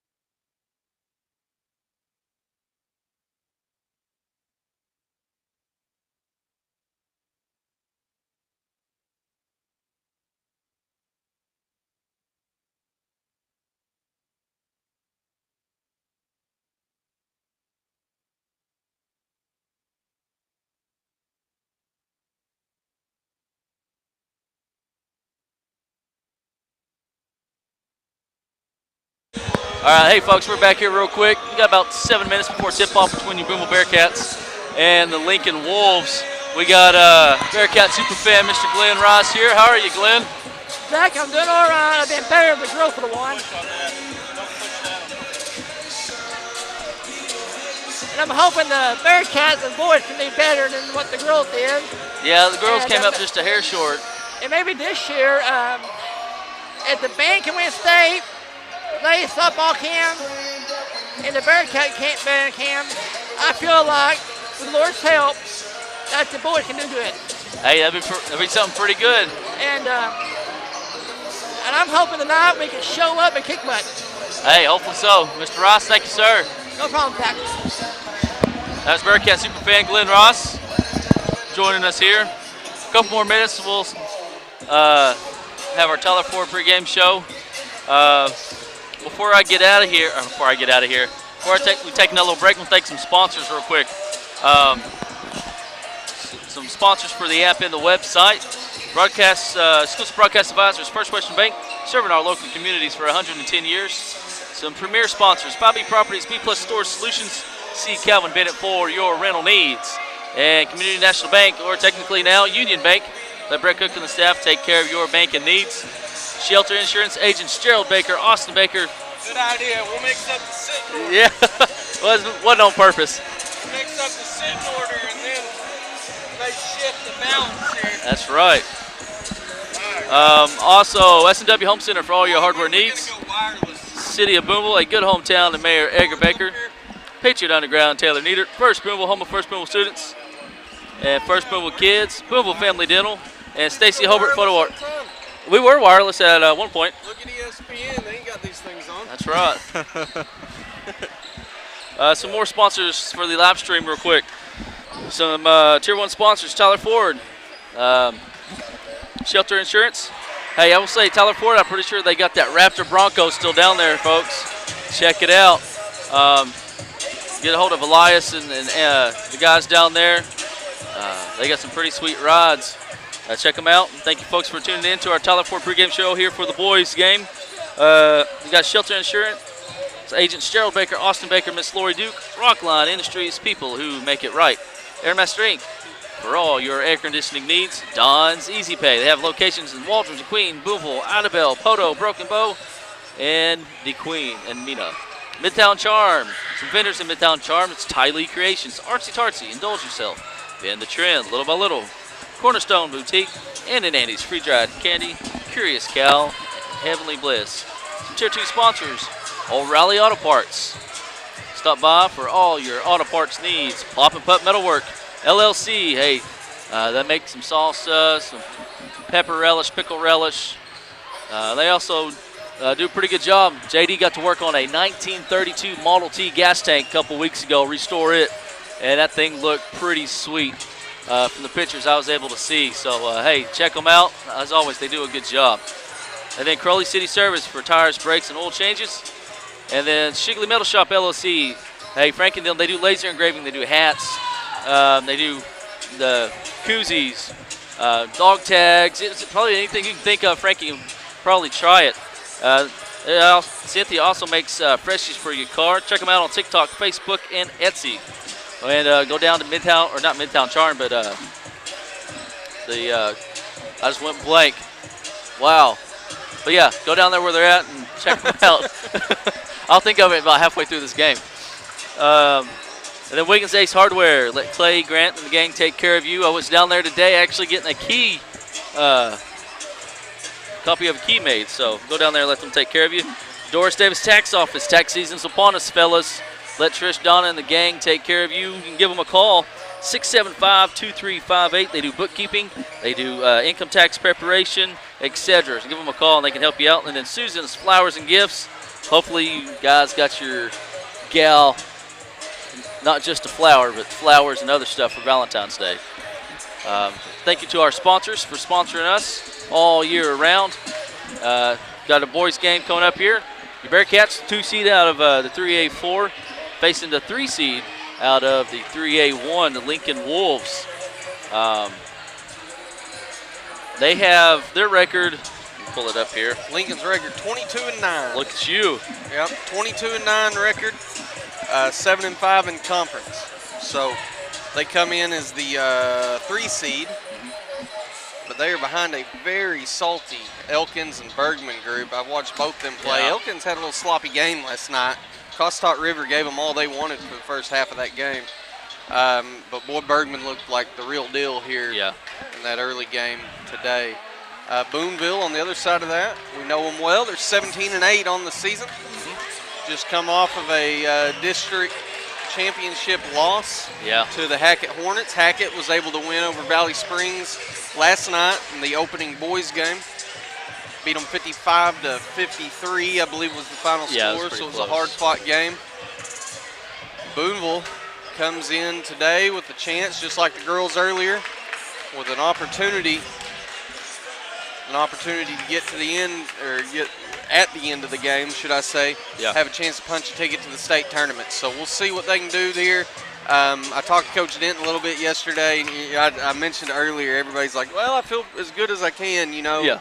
Because it's hard to know at this point. But they like their matchup. They feel like they can compete well. The one knock you got on Booneville is the depth. There's just not a lot of depth. You saw it with the girls a while ago. Both teams, no depth, you know, or as far as not a lot of rotational girls. Just back and forth, and they eventually run out of gas on both sides. Booneville going to have to do a good job today of staying engaged and staying in it. Lincoln's going to announce their starting lineups here. The first one's going to be number 0, Paxton Price. Paxton Price is a senior. Trey Campbell is a junior. He's number 1. He's a starter. We've also got number 10 coming in. That's Keller Price. He's a senior as well. You've got number 11, Jace Burks. He is also a senior. And you've got number 14. That's Bryson Carver. Bryson Carver is a junior. So 3 seniors, 2 juniors in your starting lineup. A lot of experience here for the Lincoln Wolves in their opening round regional matchup here against our Booneville Cats. Starting lineups are brought to you by Tyler Ford and Rockline Industries. Lincoln's coached by Josh Farrell, assistant coached by Sterling Morphus and Garrett Wren. Booneville, their starting lineup is going to be led by senior number 0, that's Coulter Fisher. You got number 14, he's a junior, that's Noah Harrell. Been a playmaker as of late, number 1 scorer for the Cats.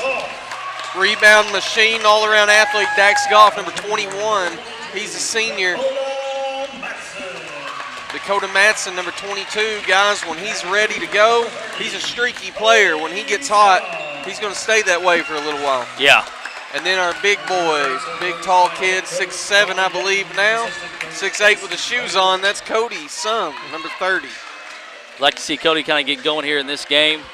And as well as Coulter, you know. Coulter's one of those guys, when he gets going, he's going. And so that's something you need. You got him and Harrell going at the same time. That's a dynamic duo right there. Absolutely. And see if they can come away with it here. Booneville's girls team earlier come out hot. Kept them in the game for the majority of it. That strong start. Look to see if Booneville can follow suit here and start strong as well, as the opening tip-off is underway. Some goes up into the hands of Matson, who dishes it off to Noah Harrell, and we are underway. Booneville looking to punch their ticket to the 3A state tournament. Give me that notebook under your foot there, Jake. Dax Goff with the ball. Up to Coulter Fisher. Noah Harrell in the corner. Thank you, sir. Cody Sum with it. Gets his own rebound, throws it up again. No good. Rebound is going to be by Jace Burks. Will come up the floor. Ooh,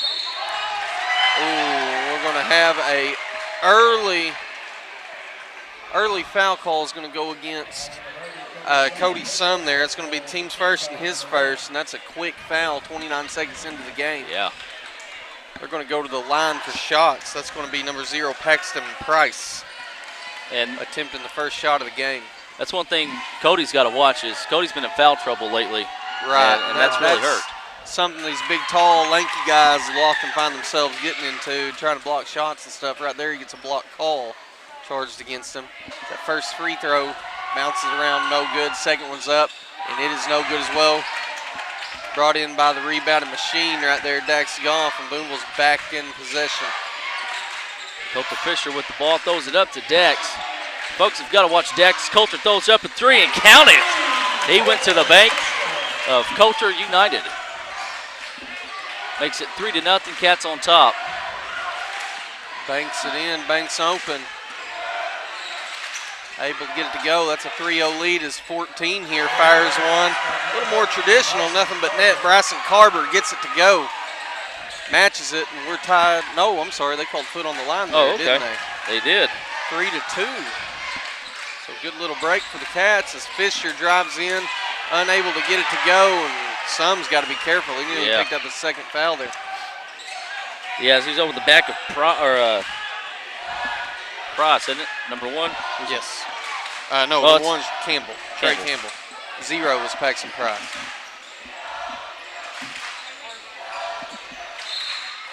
It's a good little hand action right there by Coulter Fisher, able to punch that thing out of bounds. Lincoln's going to remain in possession of the ball here, 16 seconds on the shot clock.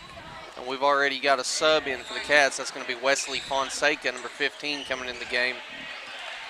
Cody Sum to the bench for a breather. Wesley's he started seeing more time as the season's gone on, more and more time, and we've all said we've been impressed with how the improvement he's made this year. Oh, for sure, and they have changed that to a three-point basket there as the shot just gets off and it's rebounded, offensive rebound for Lincoln. Number 32 is going to go back up, and Fonseca is going to come away with the rebound. We're going to have a jump ball, and it's going to remain in possession of the Wolves. 6 minutes left to go here in the first quarter. All tied up 3-3. Very intense game here. Lincoln's brought a pretty good student section over there. No good. Rebounded by number 10. That's Charles Price again. Puts it up, and that's his first basket. Yeah, Kelly Price able to get it to roll there. It's going to be 5-3 now in favor of the Wolves. Booneville gets it up the floor. We're going to have a quick turnover there. Campbell comes away with it as he drives in, dishes it off to 14. That's Bryson Carver, and gets the layup to go.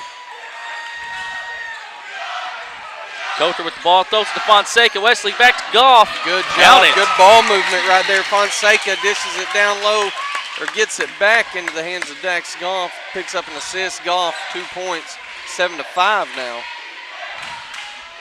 Got pressure here by Matson on Campbell. Burks with it over in the corner, up to Campbell now. Oh boy, that would have been a time I'd like to see Matson come up behind him and try to steal that. Got a man in the corner over there, that's Price. Campbell for three, no good. Rebound by senior Bearcat Coulter Fisher. Coulter and Dax down the floor himself here. Matson for three. Oh, off the shoulders of Lincoln. Oh, wow. Okie dokie, I was wrong. We'll call that out on Booneville. Lincoln's going to gain possession here. 7-5 now. Isaac said I wasn't wrong, and I'll go with Isaac's word on that. Hell, okay. Family sticks together. Yeah, that's right. 14 for three. No good. We're going to have another offensive rebound by Campbell. Put back, no good. Another offensive rebound that's going to end with an and one. That's going to be 32. Caden Job. He's just a sophomore, guys. Boy, he's a big old kid. Plays physical down there. He's a solid-looking kid being a sophomore. And that's going to be a foul on Dax Goff. Dax's first foul of the game. Bearcats have 2 fouls. No fouls for Lincoln. No good. No good. Not a lot of luck at the free throw line here for the Wolves. We're going to have a foul a long way from the basket there. It's going to be charged to Trey Campbell, number 1. Booneville's going to have possession. It's the first team foul. And we're going to have a jump ball, playing aggressive. I was going to say, they're already in full court pressure. Like I said, very, very aggressive here from the Lincoln Wolves. jump ball is going to keep the ball in possession here of Booneville. It's going to be another sub coming in, and that's number 3, Aiden Carter, on the floor now for Dakota Matson. Ball is now inbounded. Oh, dangerous spot to pick it up. Worked out. Cats are on the move. Got a 3-on-2 look. Dish it out to the corner, and we're going to set up our offense here. Coulter Fisher fires off a 3. It's no good. Offensive rebound by Goff. Puts it up, and the basket's good. That's going to tack on 2 additional points here. 9-7 is your lead. Got a screen there from Joe, or Job. What was that, Joe? 32? Job. Job. Spelled Job. Could be Job. We're going with Job. I like Job. Right there, Carver throws up a 3, gets it to go. It's going to extend their lead to a 5-point game. 12-7. Booneville back on the move. They've got numbers. Dish it out to Carter, who goes down to low. Some unable to get it to go, and that's going to be rebounded by Job. He is back on the move here. Fast-paced game. Yeah, it is. At this point.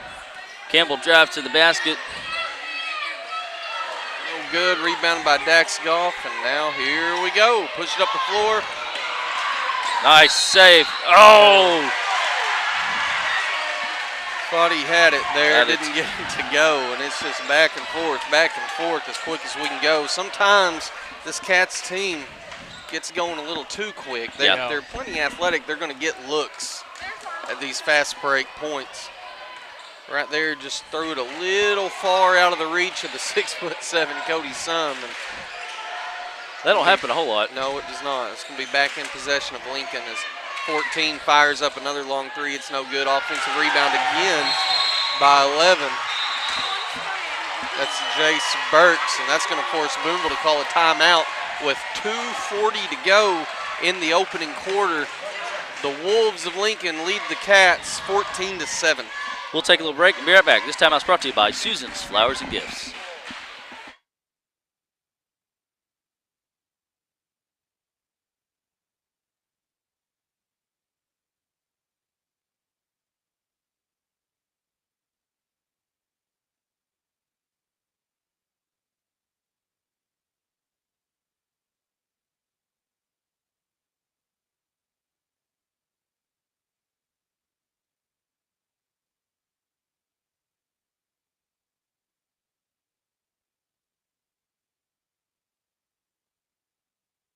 Back here, Bearcat Gymnasium.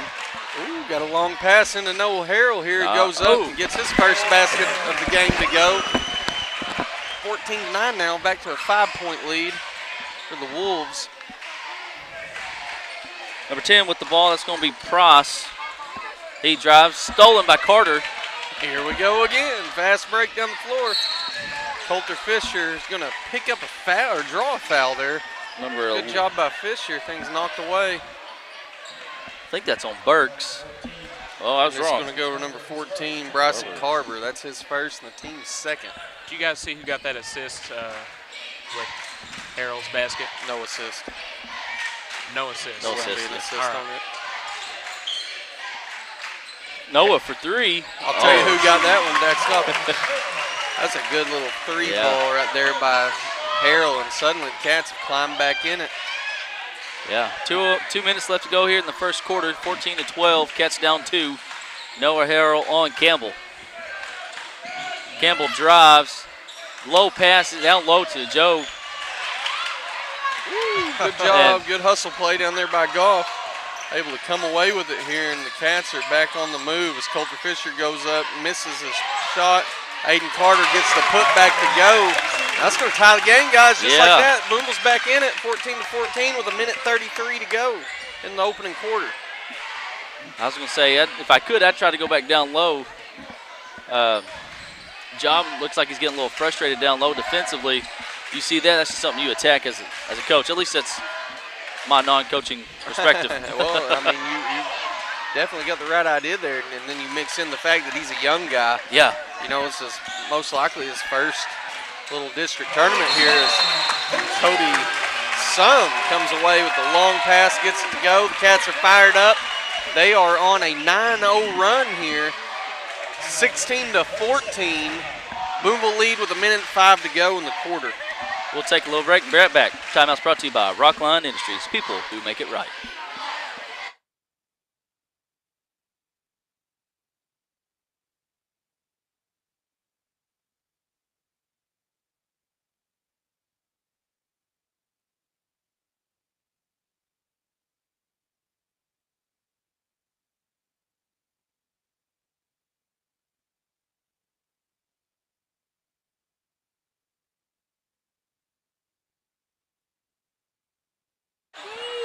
Back here at Bearcat Gymnasium. Hey, I want to give a shout out to Scott. I don't know if anybody calls him the Stormin' Norman Hyatt. I talked to him for a little bit earlier. It's always kind of nice when you see your old coaches catch up with them a little bit. A little walk down memory lane a little. Campbell drives there. He's going to be knocked out of bounds. Yeah, deflected by Booneville, so they'll maintain possession here. 13 seconds on the shot clock. Plenty of time to set something up. They choose to go up to the top of the key into the hands of Campbell, who drives in, loses a handle on it. And it's going to stay here. I don't agree with that. It looked like he just lost his handle. Yeah. But that's all right. We got 8 seconds here on the shot clock, 37 seconds in the game. Campbell with it down low. I think that's Carver over there for three. No good. No good, and we're going to have a rebound by Dax Goff. It's going to a jump ball is going to stay on this side of the floor. 24 seconds to go now. In the opening quarter, shot clock's off. Cats are up 16-14. Carver looking to pass it in to Job, whatever his name is. I don't know.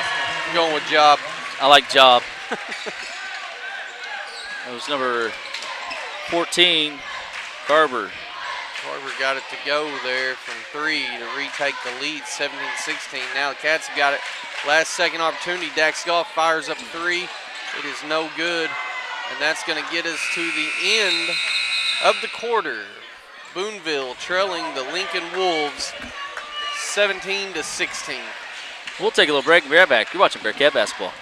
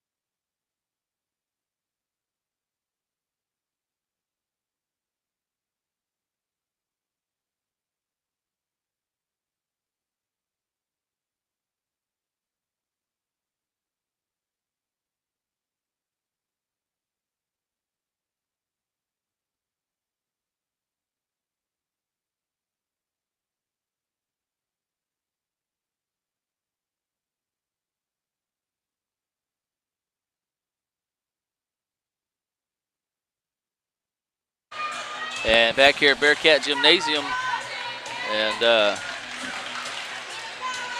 Bearcats are down one, 17-16. And what is honestly kind of a very physical game so far, and looks to continue to be that way. Cody Sum looked pretty good. Dax Goff has as well. We got to watch out for Lincoln.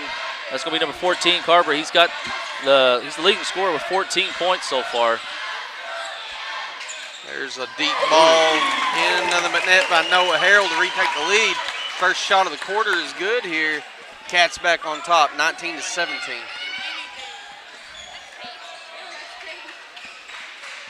Campbell with the ball over to number 3. That's Cushing. Carver for 3, no good. Fisher with the rebound here. Got a foul. It's going to be on number 11. That's Burks. So I lied. Carver's got 13 points, not 14.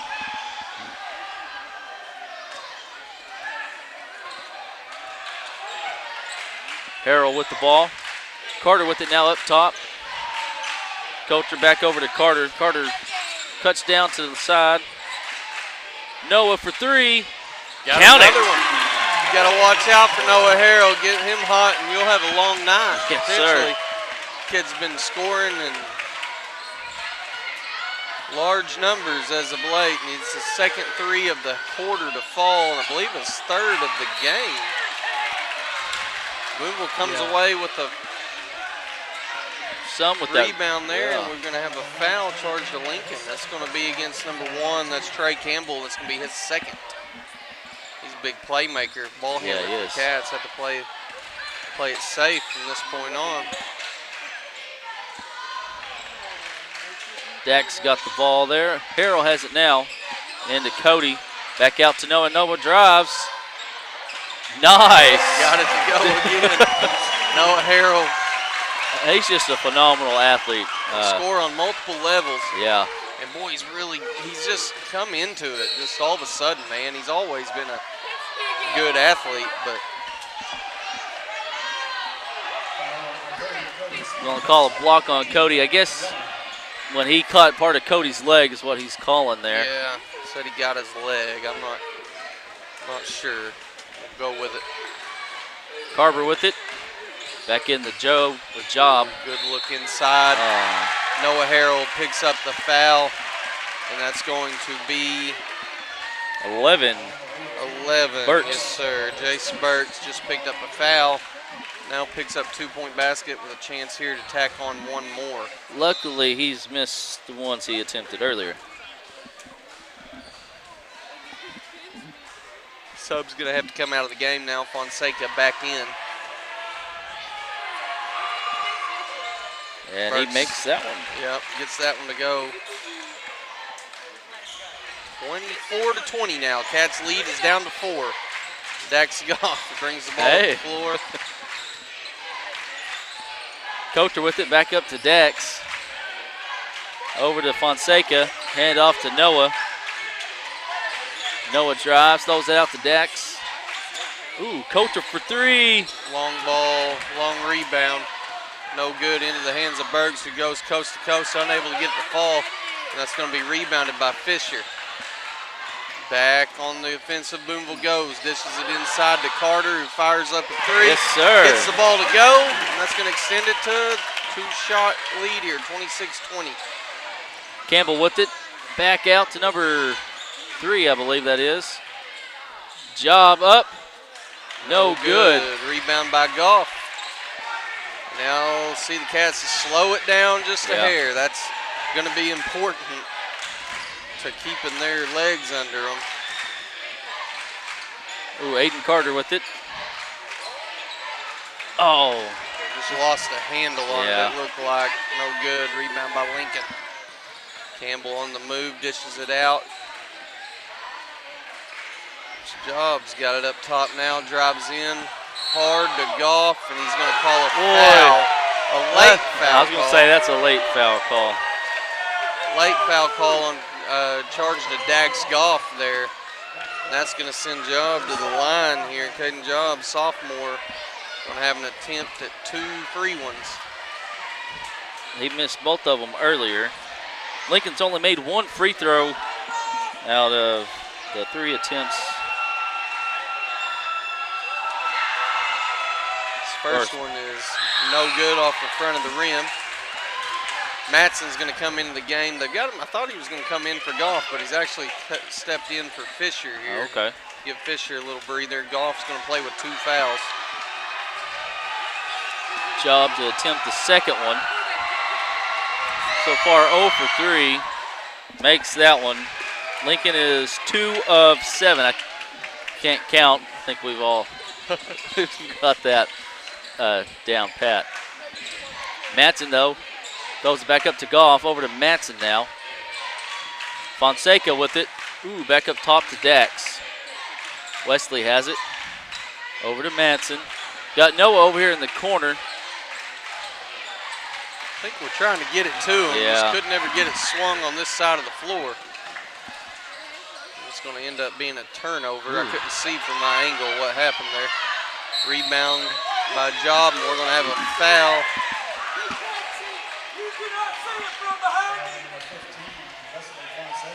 We've got a foul charge to Booneville is going to be on Wesley Fonseca. It's Booneville's 4th team foul. Fisher back into the game, spell Carter here. Job has it up top, over to Price.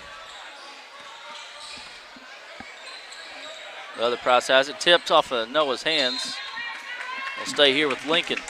4:04 left to go here in the first half. 24 seconds on the shot clock. Number 3 is going to have it. That's going to be Cushing. Price, 2, no good. Rebounded, got his own rebound and put back. Yeah, long rebound finds its way back into it. Nobody blocked out the shooter. And Price gets it and puts it back in. 26-23. Cats' lead is dwindled down to 3 now. Looking to tack on a few more, and that'll get the job done right there. As Noah Harrell fires up another 3 to extend it back to a 6-point lead. Wolves are going to have to find an answer for Harrell. It's his 4th three-pointer. Fourth one? Right on, man. Carver with it. He's got 3 of them himself. Got a whistle. I didn't see what happened. I was looking at my paper. Ball was just knocked out of bounds, okay. So it's going to be back in the hands of the Wolves, who've got it up top with 16 seconds to go on the shot clock. Price with it, drives to the basket, loses the handle. Stays here with Lincoln. 12 seconds on the shot clock.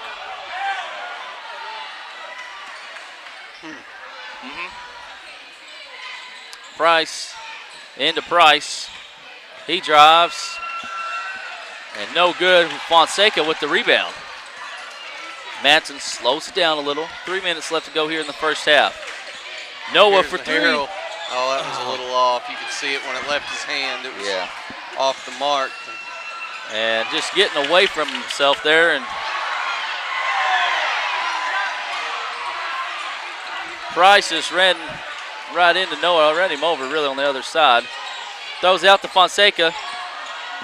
Loses the handle, gets it back to Noah. 3. Oh, man. Fonseca, though, with the rebound. Wesley Fonseca coming up big here for the Cats. We're going to have a foul. Wild sequence of events there. Yeah. Going to end with a foul charge to 32, Caden Job. He's going to pick up his first, team's 3rd. Campbell's back in, number 1 for the Wolves. Coulter for 3. Yes, sir. Fisher knocks to another. Cats' lead is now up to 9. Price has it now. Over to Carver. He's kind of laid off on the 3s lately. He's made 3 of them, but last couple ones he kind of hit iron on. Yeah. Bad pass. Luckily, back to Campbell. Blocked by Fonseca. Ugly looking shot. Just trying to fire something up for the sake of it, and he ends up getting a little turnover there. Booneville back on the move as he gets one to go. And Cats leads now up to double digits. Scores 34-23. There's 14 fires off a long 3, rebounded by 10, who puts it back up. Wow. Gets his own rebound. Again, misses it. And Lincoln again comes away with another offensive rebound, only to travel, turn it over. And woo. Boy, howdy. A lot going on here. Booneville's got the ball back here. 1:34. So Price is he's got 5 rebounds this first half. And 2 of them's been his own shot. We're going to have a timeout charged at Lincoln, 30 seconds. I'm going to have to catch my breath. That was a lot. Oh, it was, wasn't it? Hey, while they're discussing some stuff and we're catching our breath, hey, if you don't know what to do about air conditioning stuff over the summer and spring, hey, give Airmaster Inc. a call and they'll help you out. Lance and Corey, pretty good fellers. They can help you out as well. And if you're looking for something to buy, hey, go down to Don's Easy Pay. Check them out on Facebook. And if you're not in Booneville, hey, they got locations in Mina, Idabel, Poto, Broken Bow, and DeQueen. So check them out. They can help you out. A couple sponsors for the live stream. thank our some sponsors here for the app and the website. First Western Bank, they are our exclusive broadcast advisor, serving the community for over 110 years. Matson with it over to Coulter. Fisher in the corner to Noah for three. Oh, rebounded by Carver. Knocked away by Matson. Carver gets it, though. He's going to bring it up the floor in the job. Loose ball. Campbell winds up with it. Bearcats applying some pretty good pressure up top. Good job by Dax. Going to steal the ball away. And the job just got teed up.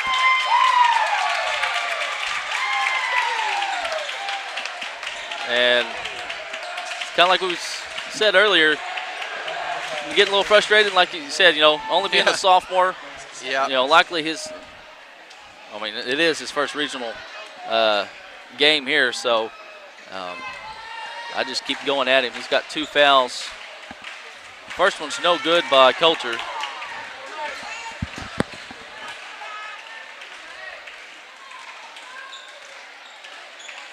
Second one is up, and it is no good as well. Both of them just a little short. Yeah. Booneville will get the ball. So Paxton Price is going to come in.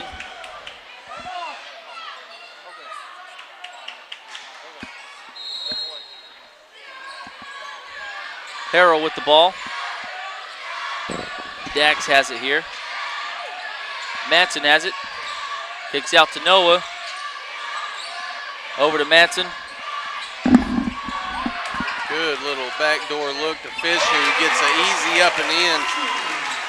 Extend this lead again. Now it's a 13-point lead, and the Cats are rolling. Yeah. Looking to finish out strong here.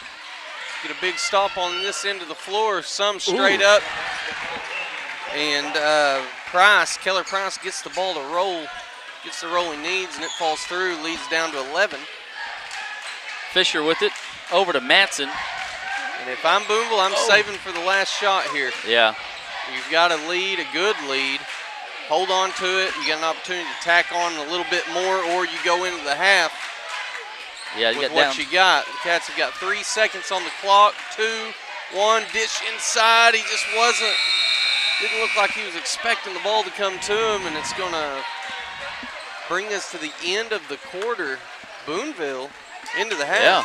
Booneville, good little run there in the second quarter. Going to go into halftime with a 36-25 lead. And we'll take a little break and let you enjoy your Shelter Insurance halftime show. We're watching Bearcat basketball.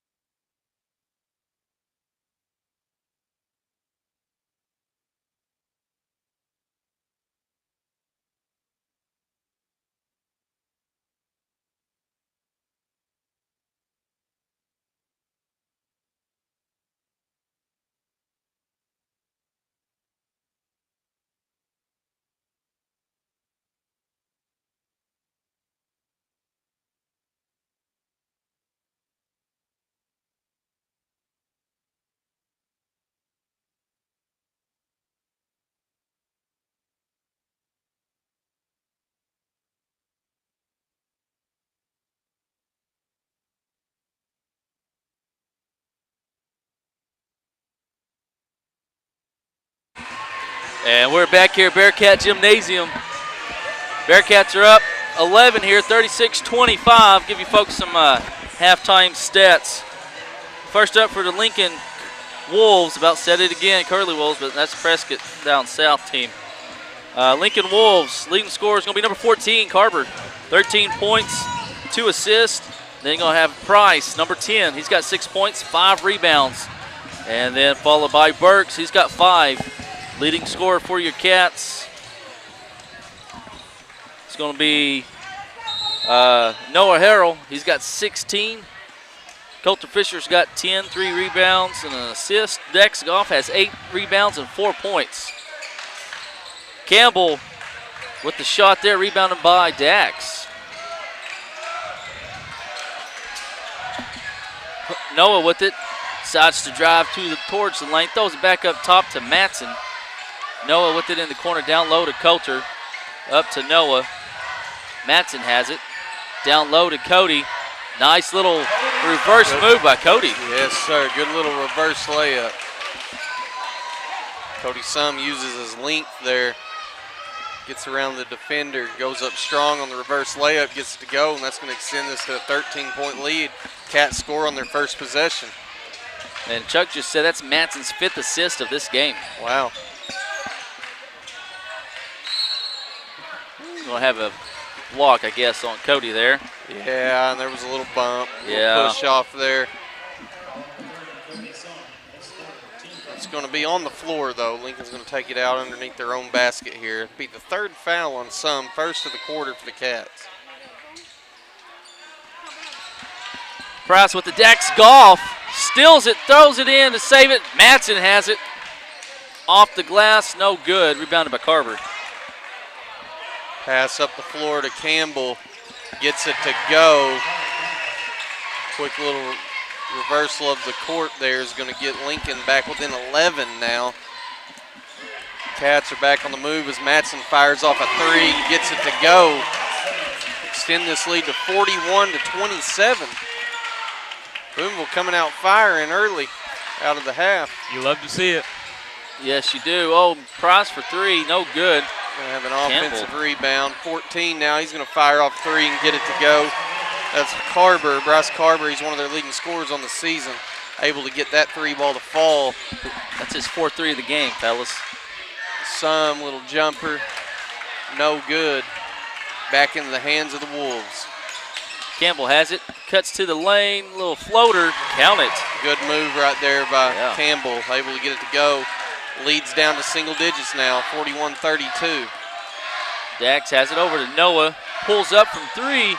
Oh, a little long, and that's going to be rebounded by Paxton Price. And this is a situation you may want to start to slow down a little, keep things going as Campbell fires off a 3. It's a little long, rebounded by Fisher. Campbell's got 4 points. He didn't have any in the first half. Fisher with it. Dax throws it back up to Noah, over to Matson. Pulls up for 3. Off the mark, rebounded by number 10, Price. Campbell now on the move, does that little floater he had fall earlier. That one's no good. And we're going to have a foul against Lincoln. That's going to be on Campbell, number 1.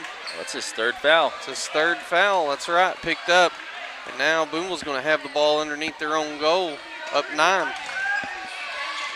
Dax with it. I like to see Dax get a dunk. I think the gym would go nuts. Yeah, it would. There's a lot of fans here tonight, there man. Lincoln brought a crowd with them, but Booneville, they've brought several as well.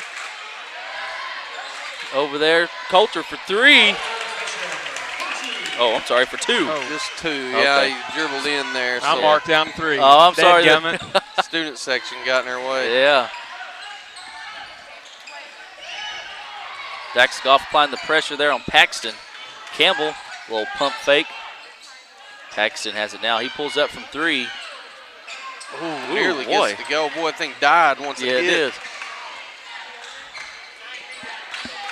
Hey, if your flowers are dying, you can always head down to Susan's Flowers and Gifts and get some more flowers for that dinner table or just to surprise a special someone in your life. Just like gets the little Rebound to go back on the putback there to extend this lead back to 13 points. Lincoln going to have to find an answer quickly here before this thing gets out of control. Yeah, other than the quick points there from Campbell, been pretty silent. Of course, you got the 3 from Carver, but been silent since then. They've had some shots like that one from Price, but a couple of them just kind of, like that last 3 was just dead when it hit. Yep, and that's a good answer right there by Price, able to put one back, get this back down to an 11-point lead. Cats swinging it around one side to the other here. Finally get it inside to Goff, who will fade away. Shot finds its way through. That's going to get it back up to 13-point lead now, 47-34. Lincoln on the move, and they're going to turn it over, and it's going to find its way into the hands of Dax Goff, who's going to come away with the steal. Second steal of the half right there. Has the ball out to Coulter. Across the floor to Noah for 3. Oh, Man, nice putback by foul. Madsen. Yeah. Nobody getting on anybody, and that's going to force Lincoln to burn a timeout there with a 15-point lead. Booneville is in control, 49-34 with 3:09 to go in the third quarter. We'll take a little break and be right back. Timeout's going to be brought to you by Wiggins Ace Hardware and S&W Home Center for all your hardware needs.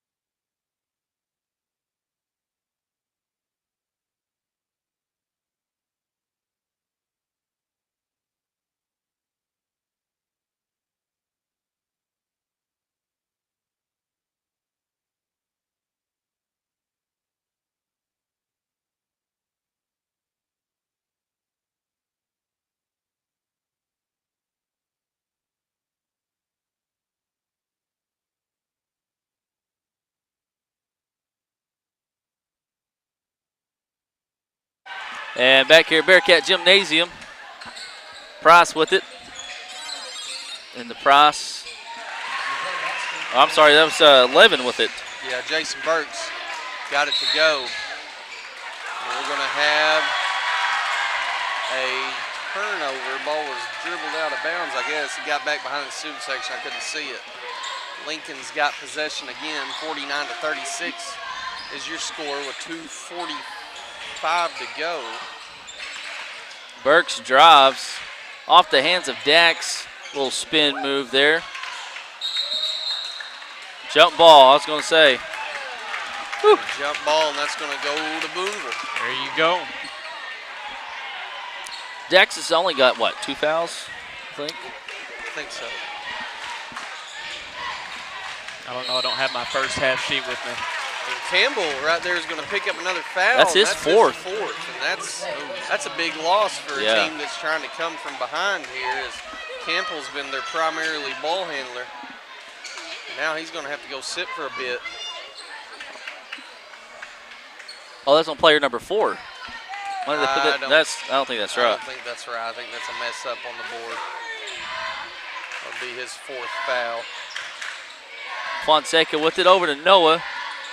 Drives and just kind of didn't really have a plan when he got up in the air. Not a turned over and Lincoln on their way. It's got to be something. Boy, that hurt. He hit the floor hard too.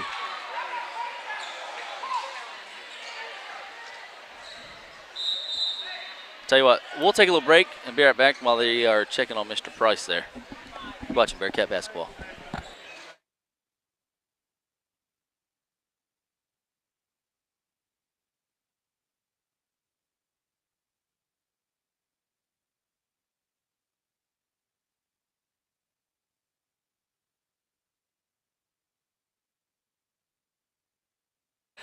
And the injured Wolf there was Mr. Paxton Price, number 0.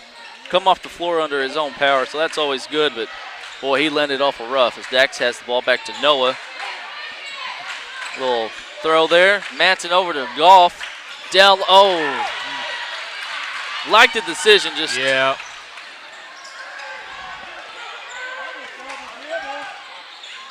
Carver. Oh, and it's blocked by Fonseca. We're going to have a foul call.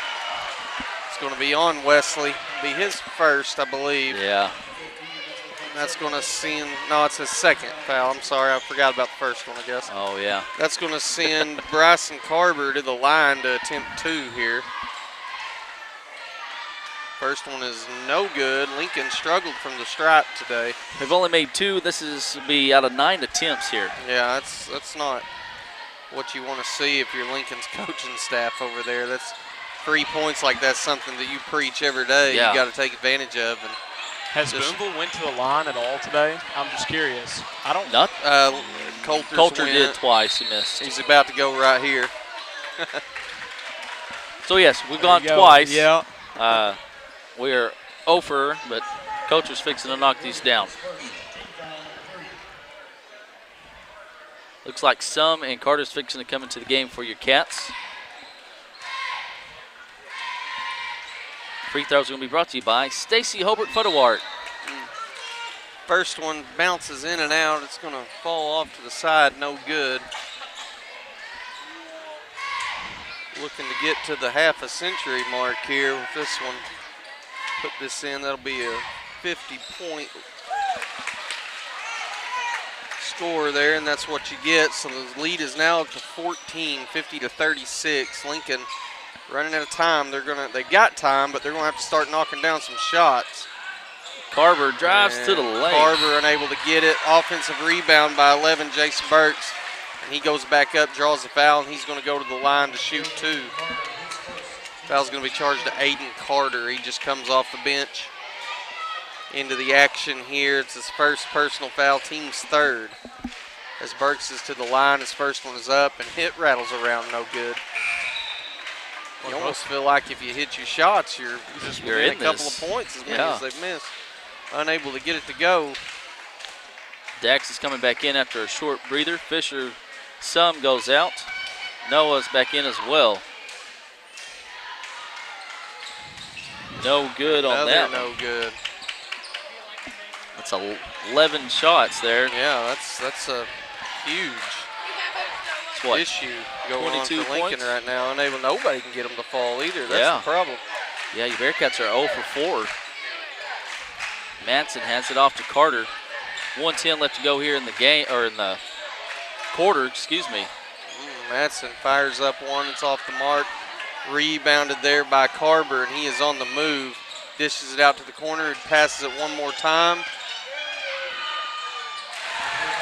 And Keller Price drives in, gets the floater to go. 50-38 is your lead. 45 seconds remaining in the third quarter, and we're going to have a travel charge to Noah Harrell, and that's going to be a turnover, Lincoln's ball. Oh. Wolves almost could have been a turnover. But number 3, Cushion wouldn't. It's been bad, wouldn't it? Been a bad one.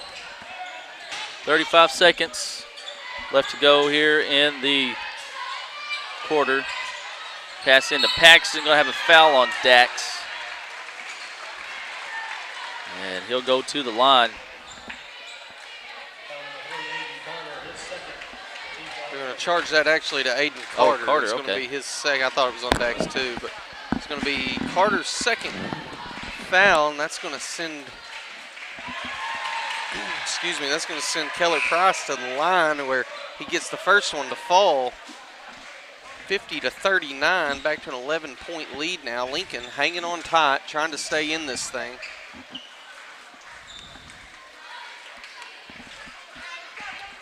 Has the ball at the line. Second shot is up, and it is good. Rattles around and falls through. It's going to get it to a 10-point lead. Lincoln going to do a little full court pressure here. 22 seconds. Booneville can get it across and save for the last shot, and instead they turn it over. Fisher turns the ball over, dishes it inside to number 5, who goes up strong, draws the foul. Now he's going to go to the line. It's a name we haven't called yet tonight. That's Caden Brewer. Caden Brewer comes in earlier. I believe he came in for Campbell. And now he's to the line. First one is up and no good. That's Carter's third foul. Yeah, Carter picked up his third foul. Oh, wow. Third and about 30 seconds of play, I think. Tough luck there for the junior Bearcat. Second free throw is in and good. 9-point lead now for the Cats. Got 8 seconds to go. They get it across half court, and they can get the last shot up here. Carter doesn't touch anything. We're going to have a half-court heave. It's no good, and that's going to bring us to the end of the third quarter. Booneville is currently leading the Wolves with 1 quarter to go, 50-41. It's a 9-point lead for the Bearcats going into the final quarter. This little intermission is going to be brought to you by premier sponsors. It's 5B Properties and B-Plus Storage Solutions. See Calvin Bennett for your rental needs.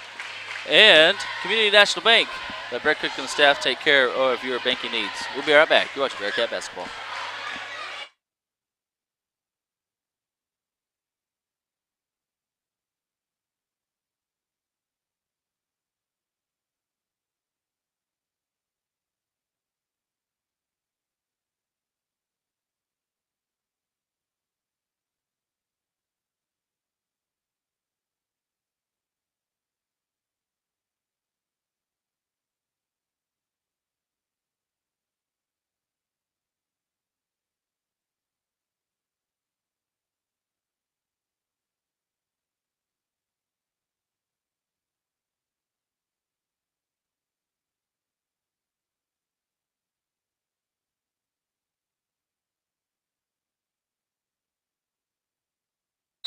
And we're back here. Start the fourth quarter, Bearcat Gymnasium. Cats are up 50-41 over Lincoln. Price down low, knocked away by Dax. Harrell with the steal. Taking unnecessary gambles right now when you're up or when you're down is, you know, they're just down 3 shots. Yeah. I mean, if you want to look at it that way, they're in the game still. But forcing it across the court like that, that's just a poor decision. Cats come away with the turnover. Bearcats are just working the ball across the floor, down to 9 seconds. A pass in to Cody Sum, and it's going to be saved by Lincoln. 4 seconds on the shot clock. Noah for 3. No good. Matson, and loose we're ball. Have a rebound. That fell into the hands of Brewer there. Brewer. Boy, it's just sloppy, ugly looking right now. We're going to have a foul charged to Coulter Fisher. That was a blocking foul called against him. Tried to get his feet set and unable to get the call. It's going to be his first foul, the first team foul of the quarter. That's going to send Carver to the line. And he gets the first one to go. 50-42 is your score, down to an 8-point lead.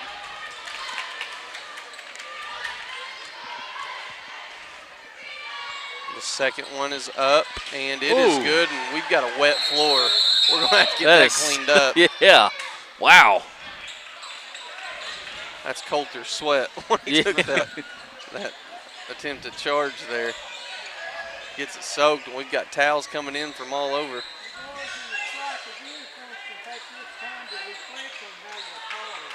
So Booneville with 7:08 has a 7-point lead. It got all the way up to as much as 15. That's been cut in half, and now it's down to 7. 50-43 with 7:08 to go. Booneville's going to inbound the ball underneath their own basket. Lincoln's going to apply the full court pressure. It's the first time Lincoln's applied the pressure since early in the game. Yeah, they started it there at the end of the half. Didn't have a lot of, they had a little success with it. They did get 1 turnover, but other than that, yeah, they haven't done a lot of it. It's something that I talked to Coach Ofer, and I'm pretty sure that's one of the things he mentioned. They did a lot of pressure up top and just didn't do a lot of that tonight, at least early on. Right. Loose ball there. Coulter winds up with it. Going to have an off-ball or on the floor foul. It's going to be charge number 5, Caden Brewer, bench player for the Wolves, who's been playing extended minutes tonight. It's his second foul. With the foul trouble given to Williams, to Campbell. And they're going to have to get Campbell back in the game and just understand I can't foul. He's one of their primary ball handlers and shooters. As Noah Harrell's our primary shooter, goes up and gets himself another 3. That's his 5th of the game. Yeah. Carver calling for a screen there. You got number 3 for a 3. No good. It's long and rebounded by Dax Goff. Goff gets it to Harrell, and now we're on the move, back on the offensive side of the floor. 6:15 left to go here in the game, folks. 22 seconds. We're going to have a foul here, off the ball foul. Yeah, that's going to be charged to Keller Price on Cody Sum. Cody worked him. They just got hooked up, and Sum went to the ground. It's a good job. It's just Price's first foul, second team foul. As Goff goes up, gets the offensive rebound, and now we can set up and run our offense once more. Ball's up top to Harrell, who swings it over to the wing into the hands of Matson. Dribbles up top, dishes it back out to Fisher. Fisher swings it to the corner.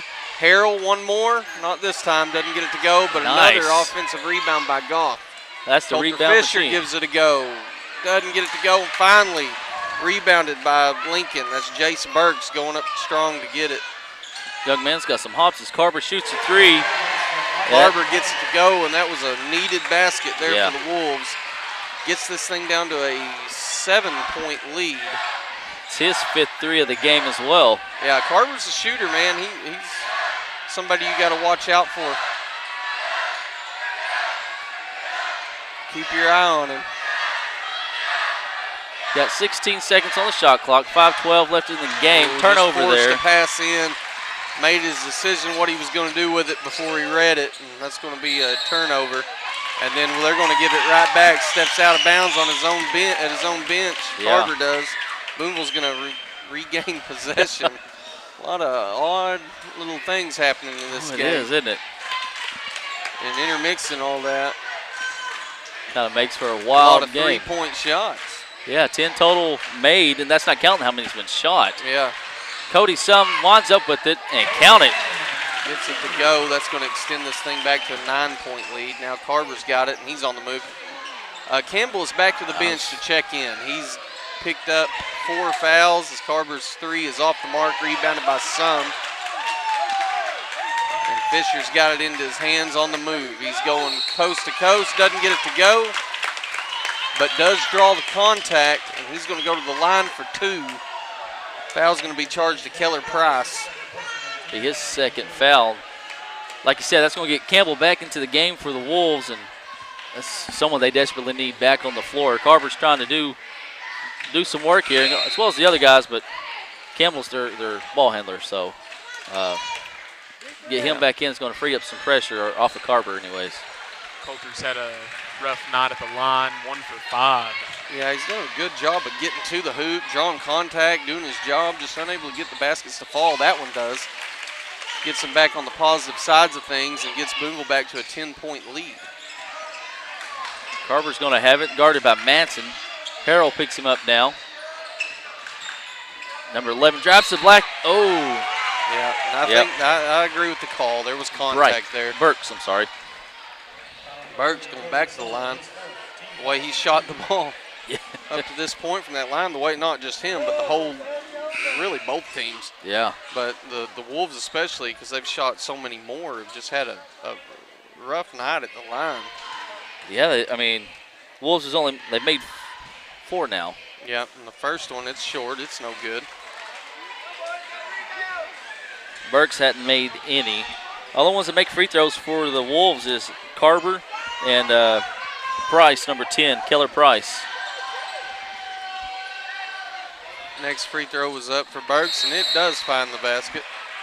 It's going to get this thing down back to single digits. 9-point lead, and Lincoln is going to choose to take a full timeout here. So with 4:17 to go, Booneville's got a 9-point lead, 56-47. Timeout's going to be brought to you by Shelter Insurance, agents Gerald Baker and Austin Baker, and First Booneville, home of First Booneville students and First Booneville kids. We'll take a little break. You're watching Bearcat basketball.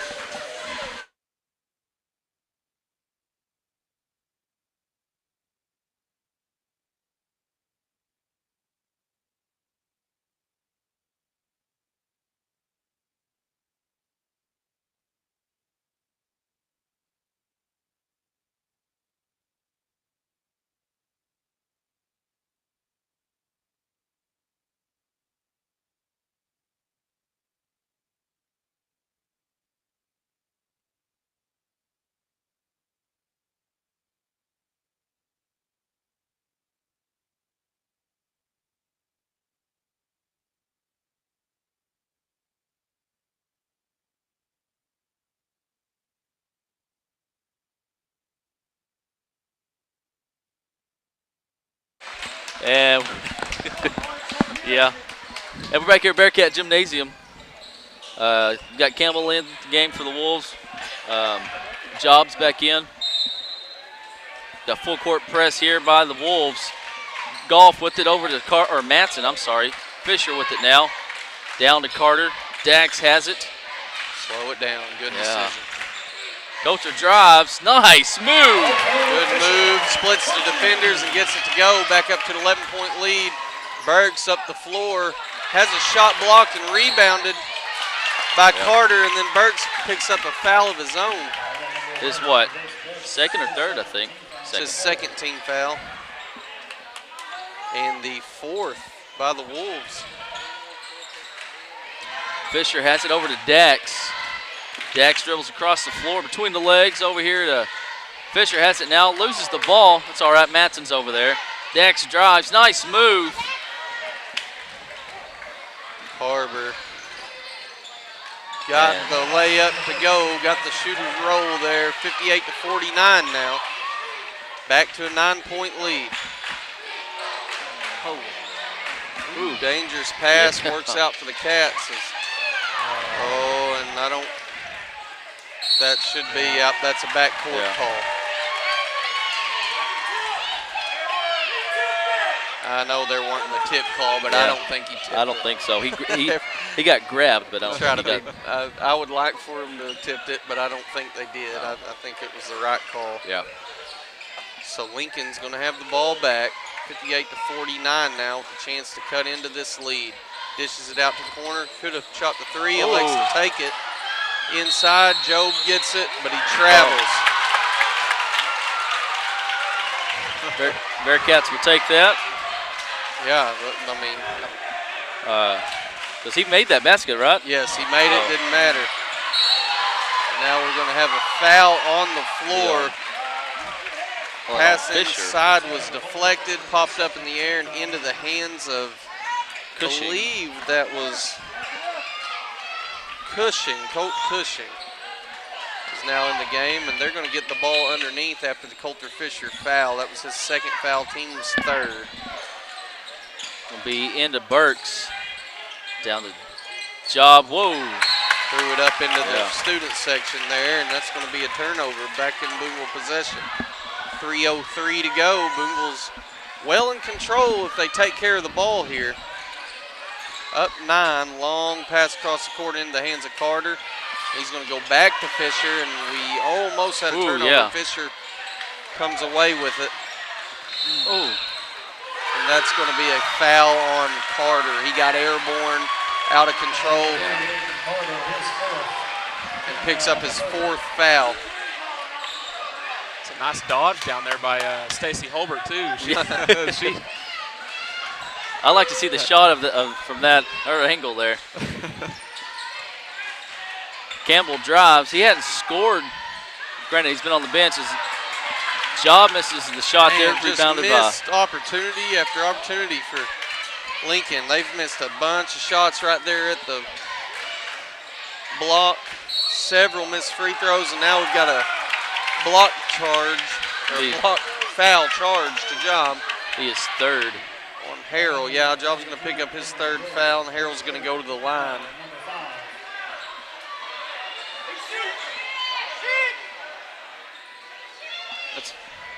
Harrell's going to go to the line. That was the fifth foul. Yeah. And just in case the officials couldn't work it out themselves, the fans around certainly let them know. Yeah.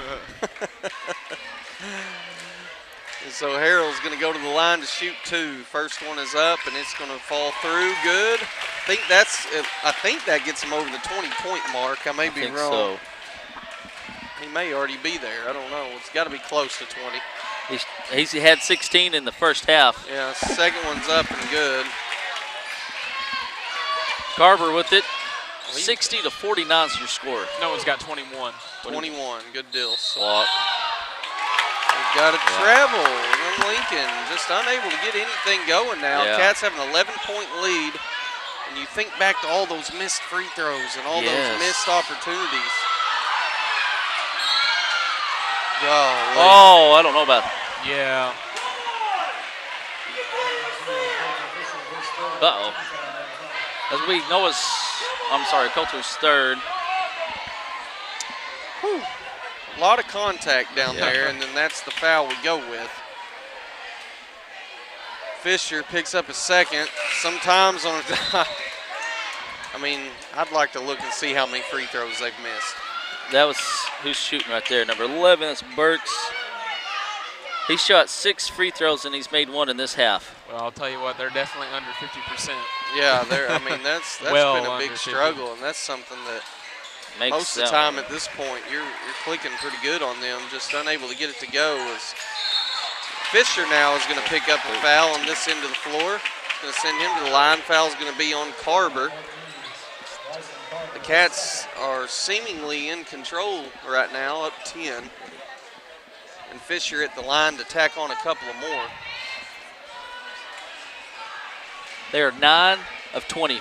9 of 20, yeah. So just under. We're at 45%. That's quick math for you guys at home. It may not be correct math, but it was quick math. It's quick math. I think it was correct. Yeah. First free throw is no good for Fisher, who's had his own share of issues at the line tonight, but he gets that one to go. He's had a good game. Fisher's had a good game tonight. As Harold deflects that pass out of bounds, 2:13 to go. It was a good catch over there by your cheerleaders. Some quick hands. Carver with the ball, calling for a screen on Matson. Burks drives, a little floater, count it. Gets the floater to go and closes it into 9. Coulter cutting through the lane there. Stolen by Job. And Carver gets it to go to get it within 7. So now, need to back slow to it being down ball a little. game, out of control, forcing things up, and here's a long one up to Campbell, who goes up. Good job by Noah. Blocked by some. My goodness. Finally, Job gets it to go. Job's first Coach basket. Denton's trying to get a timeout call, unable to get it.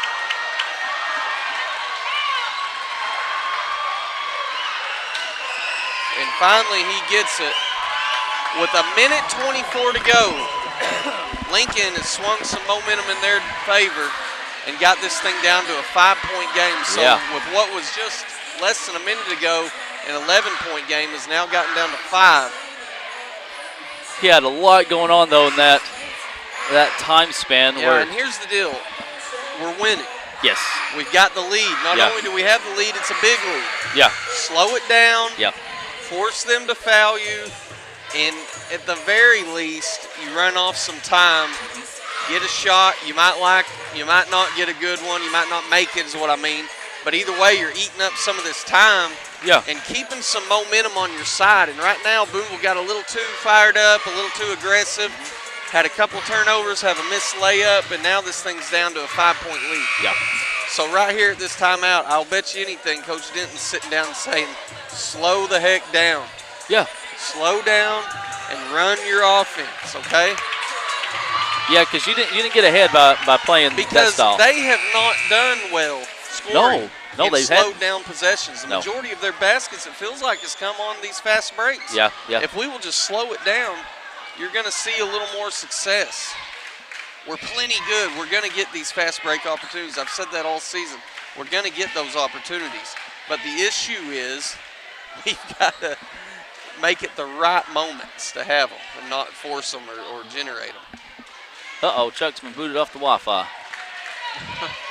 I don't know what discussion over there.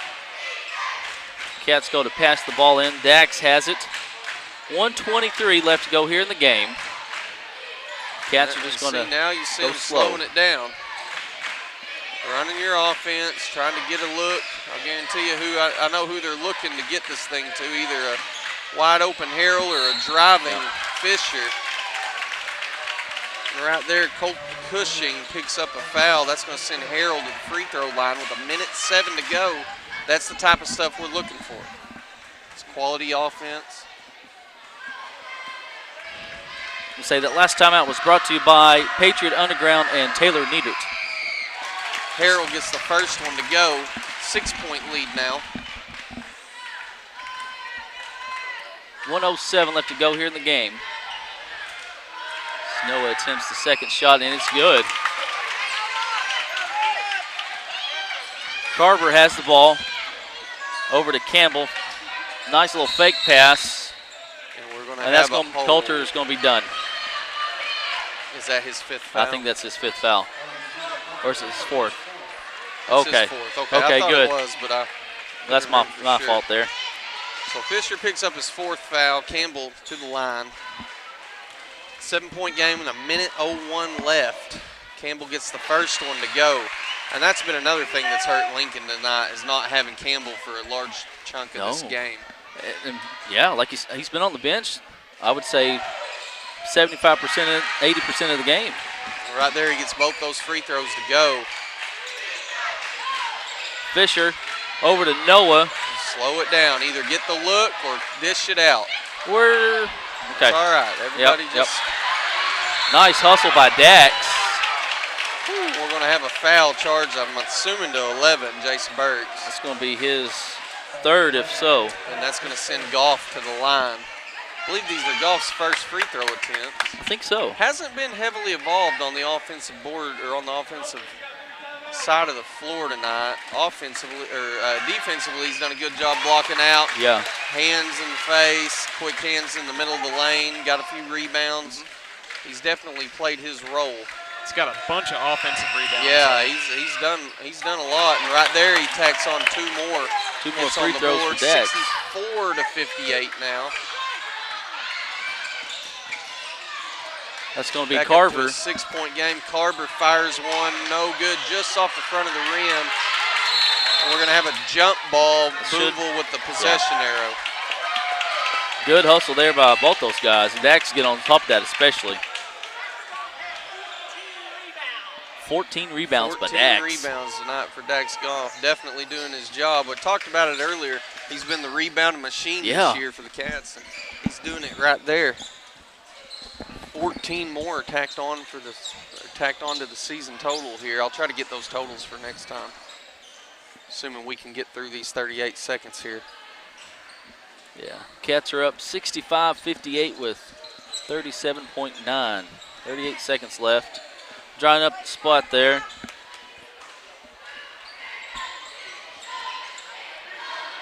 And I think this is the most I've seen that floor being cleaned up in a game. Yeah, it's been this is weird. A lot of sweat out there tonight. Dax over to Noah, wide open. Left your player wide open over there. Now be smart with the ball here. That's a good job. Yeah. They draw the foul, but they're going to foul you. Yeah. You get down here, they're going to foul you. It's underneath the shot clock. There's no other option here. As number 11, that's Burks, goes and gets his fourth foul, sends some to the line. His first one rattles around, no good.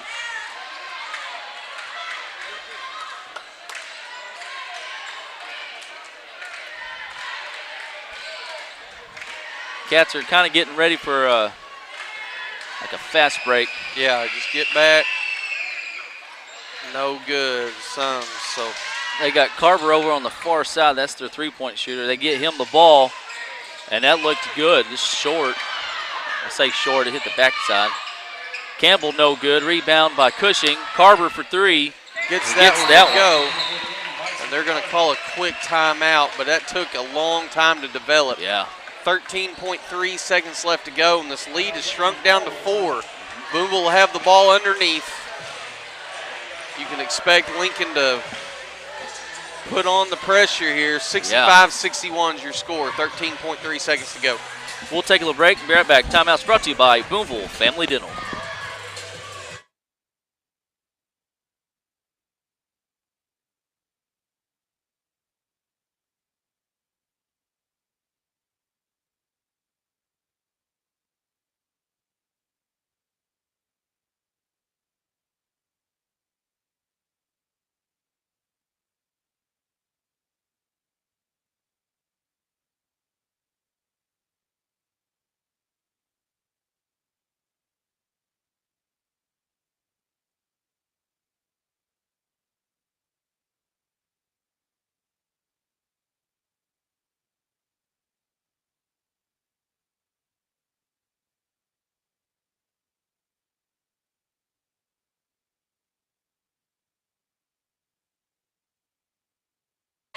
And we're back here, Bearcat Gymnasium.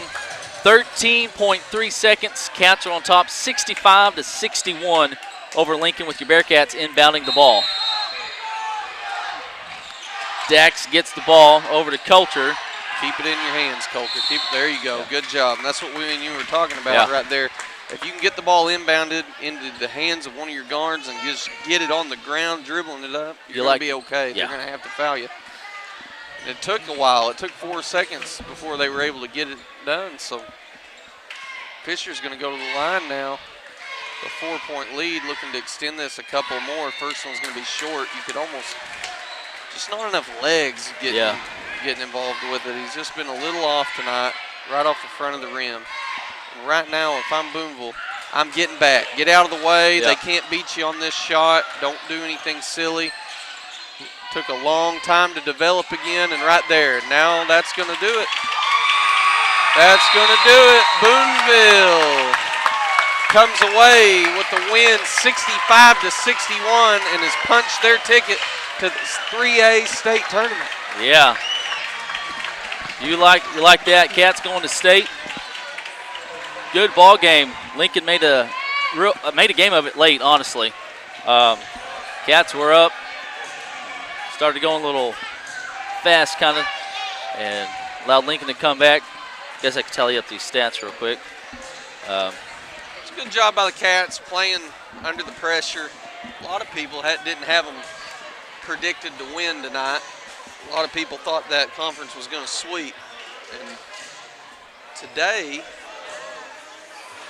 Booneville proved a lot of them wrong, able to punch their ticket to the 3A state championship, and they'll take on Elkins tomorrow.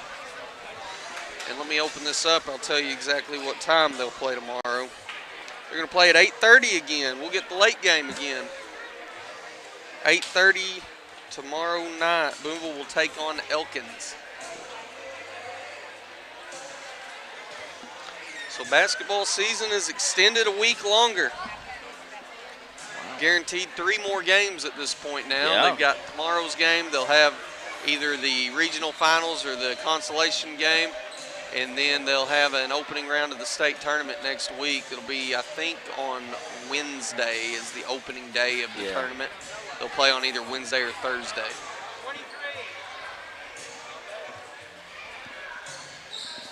So Carver, if I've got this tallied right, he finished with 28 points.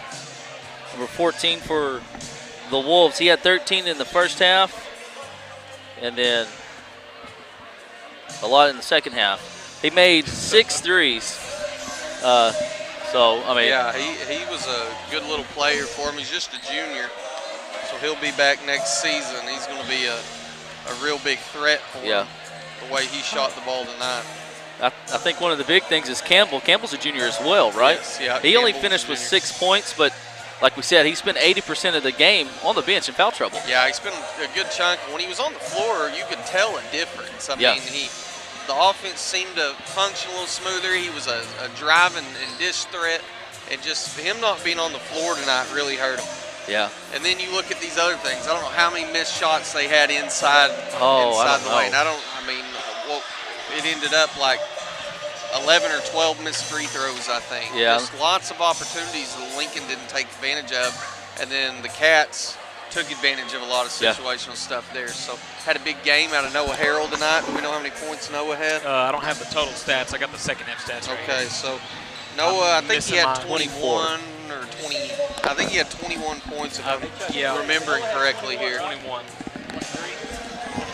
23, yeah. So I missed one. He had 23 points. Dax Goff had at one point 14 rebounds. Dakota Madsen at one point didn't have a lot of points. Did have a couple big threes. At least one, but he had 5 or 6 assists. Yeah. I mean, various players getting the job done in various areas. Cody Sum picked up several key points throughout the night. Had a few good rebounds. Aiden Carter comes in, plays solid minutes off the bench. Just an all-around victory for the Cats tonight, and that's going to be good enough to punch themselves into next week's state tournament. Airmaster Inc. Player of the game is going to be Noah Harrell. Yeah, I think you got to give Noah Harrell 21 points. Just got the job done. Yeah. He's done what he's been doing all since the back half of this season. That's just scoring in bunches. Comes up with 21, 23 more tonight, and he's going to have an opportunity to keep tacking them on starting tomorrow with a big matchup against Elkins Elks. Elkins comes in as the 1 seed out of their conference, so Booneville's got a tall task. Watched them play last night. Postot River, though, I'll tell you, it gave them a little bit of a headache there early on. Booneville got to see some of that. They'll have the game film on it all. So Booneville look tonight to put together, and it'll start tonight. It'll start in about 30 minutes, putting together a game plan for next week's, tomorrow's matchup. And more likely we'll be here tomorrow night. We won't be at state. Arkansas Sports Network, they're streaming all of it.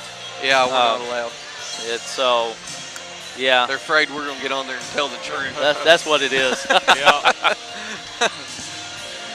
So y'all can catch that on Facebook or YouTube on their pages. That's going to be up at Elkins. Baseball starts next week. We're going to do a couple games. When we select the dates, I'll post that to our Facebook page. Also going to do some softball games, but got at least two more basketball games. You fellas got anything else before we head out of here? No, that's all I got, man. It was a big night. That's exciting. It's good for those kids, man. Get that opportunity. Those seniors. You think of Coulter Fisher. He's spent a lot of time in this gym, and he just bought himself a few more games. That's something that you just. That's something special to get that opportunity to keep playing, and just you never know when it's going to end. Yeah. And he's just bought himself a little more time, and that's awesome, man. Dax Goff comes in after not playing a long time, just extending this senior season a little longer. So hurts us in baseball, I'm not going to lie. Starting next week, but that's okay. I'm happy to see these kids having success out there on the hardwood. Hopefully they can make a little push, surprise some people down in Elkins next week. Hopefully so. So for all these guys here, Mr. Isaac Brown, Coach Jake Fennell, Mr. Dylan Hart, I'm Zach Austin.